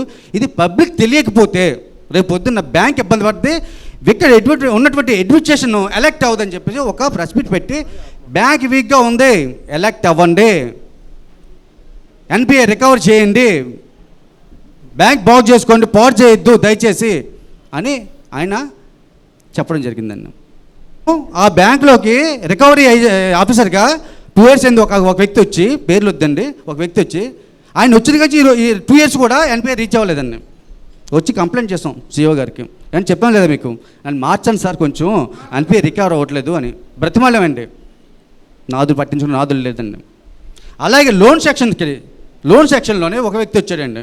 ఆ వ్యక్తి కూడా 2 years అయింది వచ్చి, ఆ వ్యక్తి వచ్చింది కానీ సిడి రేషియో డౌన్ అయిపోయింది, డౌన్ఫాల్. అది కూడా రిక్వెస్ట్ చేశాం సార్ వచ్చి, సార్ ఇది పరిస్థితి డౌన్ అయిపోతుంది, బ్యాంక్ పాడైపోతుంది, దాన్ని కాపాడండి సార్, కొంచెం మార్చండి, వాళ్ళని వేరే వాళ్ళు వేయండి, ఎలక్ట్ చేయండి అని వచ్చి చెప్పామండి. పట్టించుకునే నాదులు లేదు సార్. ఏమండి ఇంకో బ్యాక్ చేస్తున్నారు మమ్మల్ని. ఎలాగంటే ఇప్పుడు ఈ అగ్రిమెంటు స్టార్ట్ చేశారు, ఎంప్లాయీస్కి అగ్రిమెంటు. లాస్ట్ ఇదే జనరల్ బాడీలో నేను లాస్ట్ ఇయర్ ఏమండి ఎంప్లాయీస్ అగ్రిమెంట్ అయిపోయి 1 year అయింది, ఎందుకు అగ్రిమెంట్ చేయలేదు నేనే అడిగానండి. అది అందరూ తెలుసు, ఎంప్లాయీస్ అందరికి కూడా. ఎందుకంటే ఎంప్లాయీస్ ఆ ఒక్క జీతం మీద బతకాలండి. చాలా చిన్న జీతాలతో ఉన్న ఎంప్లాయీస్ చాలామంది ఉన్నారు కింద స్థాయిలో అండి, 15,000 రూపాయల జీతాలు. అంటే ఒక భార్య భర్త పిల్లల్ని ఒక ఎంప్లాయ్ నెలకు ఒక్కసారి సినిమాకి తీసుకెళ్ళిన పరిస్థితులు ఉన్నారండి ఎంప్లాయీస్ ఈరోజు. దానికి మేము వ్యతిరేకం కాదు సార్, అగ్రిమెంట్కి ఎట్టి బస్సులో మేము వ్యతిరేకం కాదు. మేము కానీ మాజీ చైర్మన్ చల్లా శంకర్ వ్యతిరేకం కాదండి. అందులో ఉన్నటువంటి కొన్ని పాయింట్స్కి మాత్రం వ్యతిరేకమండి. కొన్ని పాయింట్స్ అర్థం చేసుకోండి దయచేసి. అందులో 58ని 60 years పెట్టారండి అందులో, యాజ్ ఫర్ గవర్నమెంట్. అంటే అది అయిపోతే దాన్ని మేనేజ్ చేసేద్దామని. అలా పెట్టడం వల్ల బ్యాంక్కి 2.53 crores బెడ్ని పడుతుంది మేడం. 2.53 3 కోట్లు 3 crores మేడం. దానికి అబ్జెక్షన్ చేసాం తప్ప, బ్యాంక్ శ్రేయస్ బ్యాంక్ ఇంట్రెస్ట్తో చేస్తున్నాం అది కూడా. నెక్స్ట్ ఇంక్రిమెంట్ శాంక్షన్ మేము ఉన్నప్పుడు ఏం చేసామంటే, మేము 2015లోనే మేము అగ్రిమెంట్ చేసినప్పుడు ఇంక్రిమెంట్స్ 30 ఇంక్రిమెంట్స్ ఫిల్ అవ్వగానే దాన్ని స్టాగ్నేషన్ పెట్టామండి. అంటే ఇంకా వాళ్ళు ఇంకో 2-3 సంవత్సరాలు సర్వీస్ ఉన్నా వాళ్ళకి ఇంక్రిమెంట్ రాదండి, 30 ఇంక్రిమెంట్స్తో క్లోజ్ అవుతుందండి. అలా పెడితే దాన్ని ఎత్తేసారండి వీళ్ళు ఆ అగ్రిమెంట్లోనే. ఏమండి నెక్స్ట్ డిఏ ఫిక్స్డ్ డిఏ పెట్టామండి. డిఏ అంటే ఎంత ప్రమాదం అంటే అండి, డిఏ కానీ అటు ఇటు బ్యాలెన్స్ చేస్తే అబ్నార్మల్గా శాలరీస్ పెరిగిపోతాయండి. అంటే బ్యాంకు ఒక భవిష్యత్తు దెబ్బతినేస్తుంది. అలాగా ఆ పాయింట్స్ మీద మేము రేజ్ చేసింది తప్పితే అగ్రిమెంట్కి మేము కానీ మాజీ చైర్మన్ చల్లా శంకర్ గారు కానీ ఎవరు కూడా వ్యతిరేకం కాదండి. ఎంప్లాయీస్ బాగుంటేనే బ్యాంక్ బాగుంటుందండి, బ్యాంక్ బాగుంటేనే ఎంప్లాయీస్ బాగుంటారు. Anyway it is not there in the agenda. Government అజెండాలో అది కాదు. So it's no use in talking about that sir. మీరు కొంచెం తొందరగా ఫినిష్ చేసేయండి. ఓకే ఇంకా ఓకే. ఇలాగా ఈ పరిస్థితిలోనే ఏంటి ఇప్పుడు మేడం మీకు చిన్న రిక్వెస్ట్ అంటే, ఇంకా ఇది మీకు అర్థమై ఉంటుంది, ఇంకా బ్యాంకు గ్రోత్ విషయం ఆయన ఏంటి, ఆయన పరిస్థితి ఏంటి, మిగతా వాళ్ళు ఎంత బ్యాడ్ చేస్తారు అనే విషయం మీకు అర్థం అంటే ఆ విషయం వదిలేద్దాం. ఇక్కడ ఆర్బీఐ రూల్ ప్రకారం మేడం ఒక అడ్మినిస్ట్రేషన్ ఏరియా కానీ ఒక బ్రాంచ్ లెవెల్లో కానీ బ్లడ్ రిలేషన్ అన్నది ఉంచరండి. అంటే జాబ్ చేయకూడదు. బ్లడ్ రిలేషన్ ఉన్న వాళ్ళు ఇద్దరు జాబ్ చేయకూడదండి ఒకే బ్యాంకులో అండి. ఉందండి బ్యాంక్ ఏంటి సార్ ఉందా? ఆర్బీఐ రూల్ ప్రకారం బ్లడ్ రిలేషన్ ఉన్న వాళ్ళు ఒకే బ్రాంచ్లో కానీ ఒకే ఏరియాలో కానీ జాబ్ చేయకూడదండి. అట్ ది సేమ్ టైము ఈయన మేనమామ అతను ఇద్దరు చెక్ పవర్ ఇద్దరికండి, వాళ్ళిద్దరికీ చెక్ పవర్ ఉందండి. మరి కోటి రూపాయలు ఏమండి ఈ రోజు వరకు ఆయన నేను కలిపి ఒక చెక్ మీద కూడా సైన్ చేయలేదండి. ఒక చెక్ మీద కూడా నేను సైన్ చేయలేదు. ఏంటి ఇద్దరు కూడా ఒక సీఈఓ అతను అకౌంట్ ఆఫీసర్ అకౌంట్ మేనేజర్ ఇతను ఒక బెడ్ రిలేషన్ ఎవరు కూడా ఒక బ్యాంకులో ఒక బ్రాంచ్లో కానీ ఒక అడ్మినిస్ట్రేటివ్ ఆఫీస్లో కానీ ఆర్బీఐ రూల్ ప్రకారం చేయకూడదండి. That's all. ఇది మేడం నా రిక్వెస్ట్, దయచేసి మీరు చూడండి. ఓకే సార్ ఈ విషయంలోనండి ఓకే మనకి ఆల్రెడీ టైం ఎక్కువ అయింది. మేము ఎప్పుడు కూడా నేను ఇద్దరం కలిపి చెక్ మీద సంతకం పెట్టలేదండి.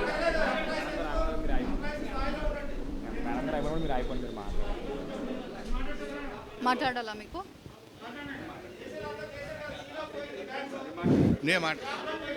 లాస్ట్గా మీరు ఇద్దరు మాత్రం మాట్లాడండి, ఆల్రెడీ టైం చాలా అయింది. ఓకే.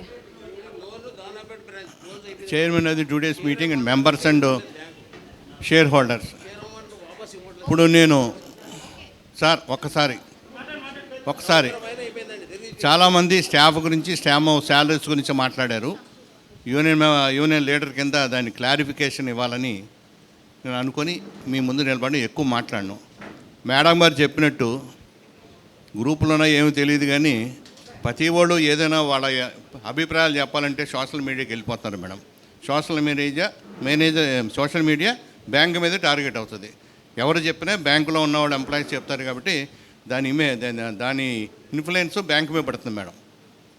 మీరు అన్నట్టు కొంచెం మంది అత్తమానం పేపర్లో ఒక సోషల్ మీడియాలో ఒక నోట్ వచ్చిన వెంటనే బ్యాంక్ వచ్చి అడుగుతారు, ఏమిటి మీరు డిపాజిట్స్ ఉండొచ్చా, ఇలాగ వచ్చినాయని చెప్పి. ఇది జరుగుతుంది మేడం, అది నిజంగా.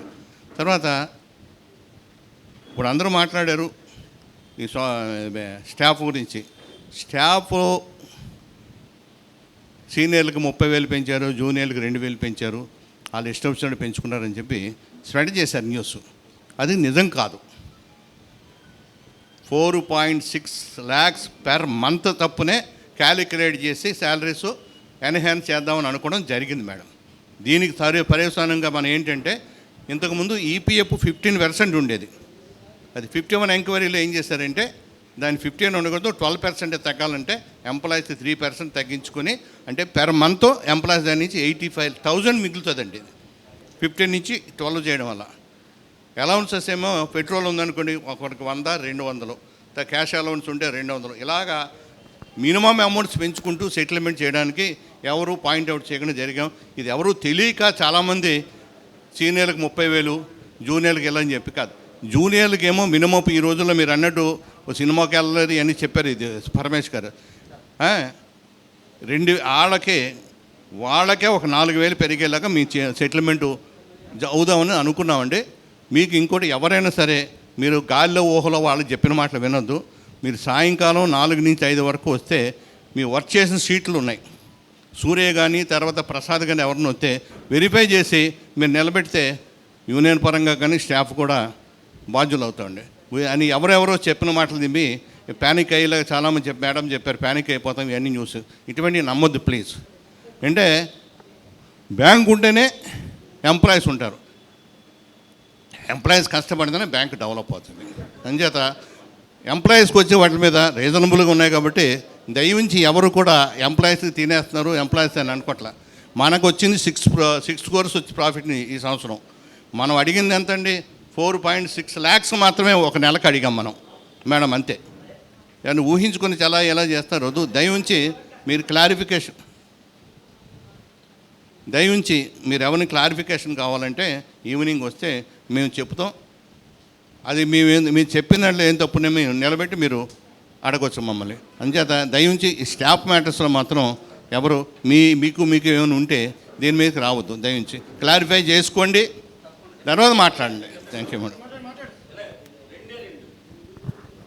రెస్పెక్టెడ్ మేడం, అలాగే అతిథులందరికీ, నాలాంటి సాధారణ సభ్యులకి ఇక్కడ ఇచ్చేసారు. అందరూ అయోమయంలో చూస్తున్నారు అందరూ మాటలని. ఏంటిది ఇలాగని చెప్పేసి వాళ్ళు ఏమనుకోవాలో కూడా అర్థం కాని పరిస్థితి. అయితే ఇందులో నేనైతే వేరే కాంట్రవర్సీస్ ఏం కాదండి. మేమందరం కూడా సామాన్యంగా ఉండే మెంబర్లు, ఇందులో అప్పు తీసుకున్నాం, అన్నీ చేస్తున్నాం. అయితే గత పాలక మండలి ఉండేటప్పుడు దర్జాగా వచ్చేవాళ్ళం, డివిడెంట్ ఇచ్చేవారండి. దాని మీద అది ఎంత ఇచ్చారు ఏంటన్నది పక్కన పెట్టండి, మాకు సాటిస్ఫాక్షను. డివిడెండ్ రూపంలో బ్యాంకు మమ్మల్ని గుర్తిస్తుంది, మేము తీసుకెళ్తున్నాం. అది ఎంతైనా కానీ అలాంటిది 2 years నుంచి పాలక మండలి వెళ్ళిపోయిన తర్వాత ఈ 2 years నుంచి మీరు ఇవ్వట్లేదు డివిడెంట్. మనకంటే 100 సంవత్సరాల చరిత్ర, ఘన చరిత్ర అని చెప్పుకుంటున్నాం ఇందాక నుంచి. మనకంటే తక్కువైన ఇన్వెస్ట్మెంట్ బ్యాంకు 10% ఇస్తుంది డివిడెంట్. ఏమంటే కాదా? అవునా? అలాగే జాంపేడ్ బ్యాంకు రీసెంట్గా 15% ఇస్తుంది డివిడెంట్. మరి మనం ఎందుకు ఇవ్వలేకపోతున్నాం? చరిత్రలు చదువుకోవడం మాట్లాడుకోవడం కోసమేనా? కాబట్టి పాలక మండలి అనేది మెయిన్ అండి. ఒక ఇంట్లో ఒక సమస్య వచ్చింది, మనమే దాన్ని పరిష్కరించుకుంటాం. ఇంట్లో ఉన్న సామాన్లు చిందరవందరగా ఉంటే, పిల్లలు అటు ఇటు పారేస్తుంటే దాన్ని మనమే అన్నీ క్లియర్ చేసుకుంటాం. అలాగే మిమ్మల్ని ఉద్దేశించి, స్టాఫ్ని ఉద్దేశించి ఏమీ కాదు. ఇది సంక్షోభంలో పడిపోయామా లేకపోతే సంక్షేమంలో ఉన్నామా అని మీరు ఒక్కసారి ఆత్మశుద్ధితో ఆలోచించండి. స్టాఫ్ అందరూ ఆలోచించి మన బ్యాంకు మనం ఇదంతాను అనుకొని మీరు చేసి, దయచేసి పాలక మండలి వచ్చే వరకు కూడా, అలాగే అందరికీ కూడా డివిడెంట్లు అన్నీ కూడా ఇచ్చే వరకు కూడా మీ జీతభత్యాల కోసం కొంచెం మీరు ఆలోచించుకోండి. దీన్ని సరిదిద్దుదాం. ముందు దీన్ని సరిదిద్ది మన బ్యాంకుని కాపాడుకొని మా అందరికి కూడా ఒక చక్కటి మెసేజ్ ఇస్తారని మేడం గారి ద్వారాగా మీకు తెలియజేస్తున్నాను. ఓకే, చాలు. ఓకే, మనం ఆల్రెడీ ఎంత సమయం పడుతుంది?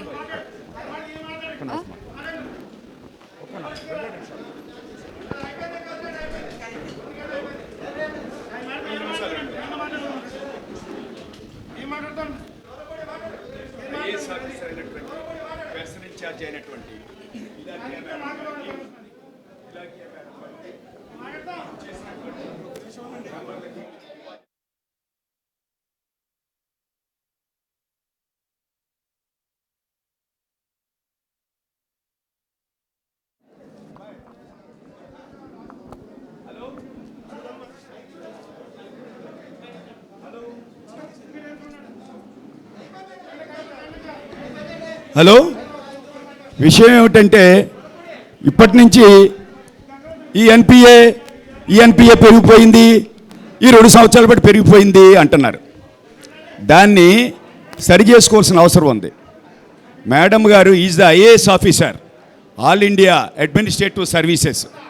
గవర్నమెంట్ ఏం ఊరికే వేయదు ఐఏఎస్ ఆఫీసర్ని. మనం చేసేటటువంటి పనులు కరెక్ట్గా లేకపోయినప్పుడు ప్రభుత్వం ఏం చేస్తుందంటే, బాబు మీరు పరిపాలించిన చాలు, మీరు బయటికి వెళ్ళిపోండి, మేము ఒక ఐఏఎస్ ఆఫీసర్ని వేస్తామన్నది ఇవాళ ఏం కొత్త ఏం కాదు. ప్రదీప్ చంద్ర గారు చేశారు, సతీష్ చంద్ర గారు చేశారు, ఎంతోమంది ఐఏఎస్ ఆఫీసర్లు చేశారు. నేను ఇవాళ ఒకటే మనవి చేసుకుంటున్నాను, మేడం అడ్మినిస్ట్రేషన్లో he is done a good job. చాలా బాగా పరిపాలన చేస్తున్నారు. ఆవిడ పరిపాలన చేయబట్టే ఇంకా ఈ బ్యాంక్ నిలబడి ఉంది. మీరు ఎన్పిఏ గురించి ప్రశ్నిస్తున్నారు. మీరు ఏమి లోన్స్ ఇచ్చారండి? మహాలక్ష్మి మార్కెటింగ్ అసోసియేషన్కి ఇస్తే అది ఎన్పిఏ అయిపోయింది. అలాగే ఉండండి, ఎన్పిఏ గురించి చెప్పాలి. ఇలాగా ఇన్ని ఏమండి, అందులో 4 షాపులు చైర్మన్ తీసుకున్నాడు. అలాగే మేడం మీ గురించే చెప్పాలి. ముందు ఆఫ్ చేయమని చెప్పండి, ఆగమని చెప్పండి. ప్లీజ్ ఏమండి, నేను వైఎస్ఆర్సీపీ గొడవ కాదు, ఉండండి. ఏమండి, అలాగే ఎన్పిఏ పెరిగిపోవటం వల్ల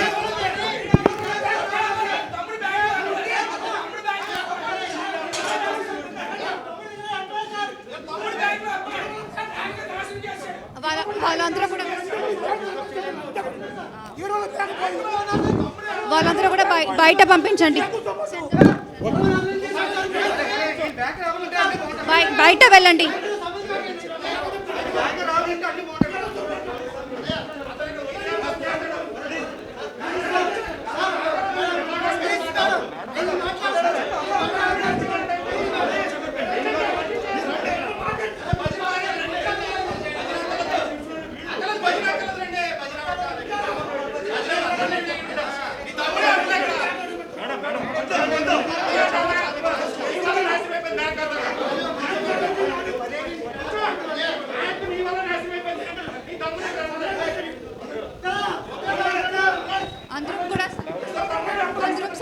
కూర్చోండి, లేదంటే బయట వెళ్ళండి.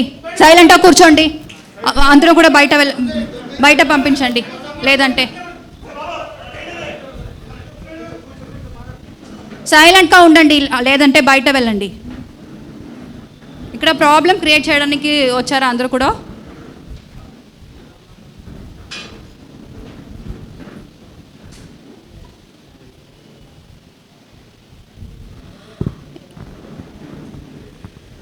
ఈ బ్యాంక్లో ఆల్రెడీ మనకి ఈ 51 ఎంక్వైరీ పెండింగ్ ఉంది. ఆ డెసిషన్స్ ఇంకా కోర్టులో పెండింగ్ ఉంది. కోర్టు అది చూడి ఏం డెసిషన్ తీసుకోవాలి అది కోర్టు చేస్తుంది. ఓకే, ఆ 51 ఎంక్వైరీలో మనకి కొంచెం పాయింట్స్ ఇస్తుంది. అది ప్రకారం మనం ఇప్పుడు యాక్షన్స్ తీసుకుంటాం. మనకి ఇప్పుడు ఎన్పిఏ ఒక 6 monthsకు ముందు మనకి 30% ఉంది. ఇప్పుడు మనం అది తగ్గించి చాలా మనం స్టాఫ్ అందరం కూడా ప్రాపర్గా మానిటరింగ్ మెకానిజం పెట్టి ఒక్కొక్క స్టాఫ్ టీమ్స్గా పెట్టి డోర్ టు డోర్ ఇది కూడా మనం చేసి ఈ ఎన్పిఏ మనం తగ్గించడానికి ప్రయత్నం చేస్తున్నాం. ఓకే, ఇంకా ఒక 6 monthsలో ఖచ్చితంగా ఈ ఎన్పిఏ మనకి తగ్గుతుంది. డిపాజిటర్స్ ఎవరూ కూడా భయపడడానికి అవసరం ఏం లేవు. యాక్చువల్లీ మనం బ్యాంక్ సేఫ్ పొజిషన్లే ఉంది, మనకి ప్రాఫిట్ కూడా ఉంది. భయపడడానికి ఒక్క ఇది కూడా యాక్చువల్లీ లేవు మన బ్యాంక్లో. మనం ప్రాపర్గా ఇది అన్నీ కూడా బ్రీఫ్ చేసి ఒక ప్రెస్ నోట్ ఇస్తున్నాం. మీరు అందరం కూడా భయపడడానికి అవసరం లేవు. ఈ బ్యాంక్ గురించి చాలా ఈ పొలిటిసైజ్డ్ చాలా గ్రూప్స్ ఉన్నాయి. వాళ్ళు ఇది బ్యాంక్ డిస్టర్బ్ చేయడానికి చాలా ప్రయత్నం చేస్తున్నారు. సో అదెல்லாம் అన్నెసెసరీ ఇష్యూస్, అదెல்லாம் మీరు అందరం కూడా you should not listen to all that. Okay, ఈ బ్యాంక్ చాలా ఓల్డ్ బ్యాంక్, ఇది 100 years ఓల్డ్ బ్యాంక్. సో ఇది ఇంకా కూడా ఇది staff so many depositors so many ఇది ఇన్వెస్టర్స్ బ్యాంక్ డిపెండ్ చేసి ఉన్నారు. చాలామంది స్టాఫ్ కూడా ఉన్నారు. సో ఈ బ్యాంక్ చాలా చక్కగా ఇది ప్రవర్తనం చేయాలి. మీరు అందరం కూడా అదికి సపోర్ట్ చేసేయండి. సపోర్ట్ చేయడానికి otherwise all of you're creating issues. ఎందుకు ఇష్యూస్ క్రియేట్ చేయడం అన్నెసెసరీగా? ఒక పర్సన్ మాట్లాడుతున్నారు, అది లిసన్ చేయడానికి కూడా మీకు పేషెన్స్ లేవా? ఐ వాస్ లిసనింగ్ టు, మీరు అందరూ కూడా మాట్లాడారు. I was listening patiently. నాకు తెలీదు అనుకుంటున్నారా? మీరు ఏం చెప్తున్నారు? నాకే ఇష్యూ ఏంటి? ఆ 51 ఎంక్వైరీ ఫుల్గా చదువాను యాక్చువల్లీ. నేను I know every point. I was listening patiently. ఎందుకు? ఒక పర్సన్ మాట్లాడినా లిసన్ చేసేయండి, అది కూడా మీకు పేషెన్స్ లేవా? లేదంటే ఎందుకు ఇక్కడ వస్తున్నారు? బయట వెళ్ళండి, అవసరం లేదు ఇక్కడ.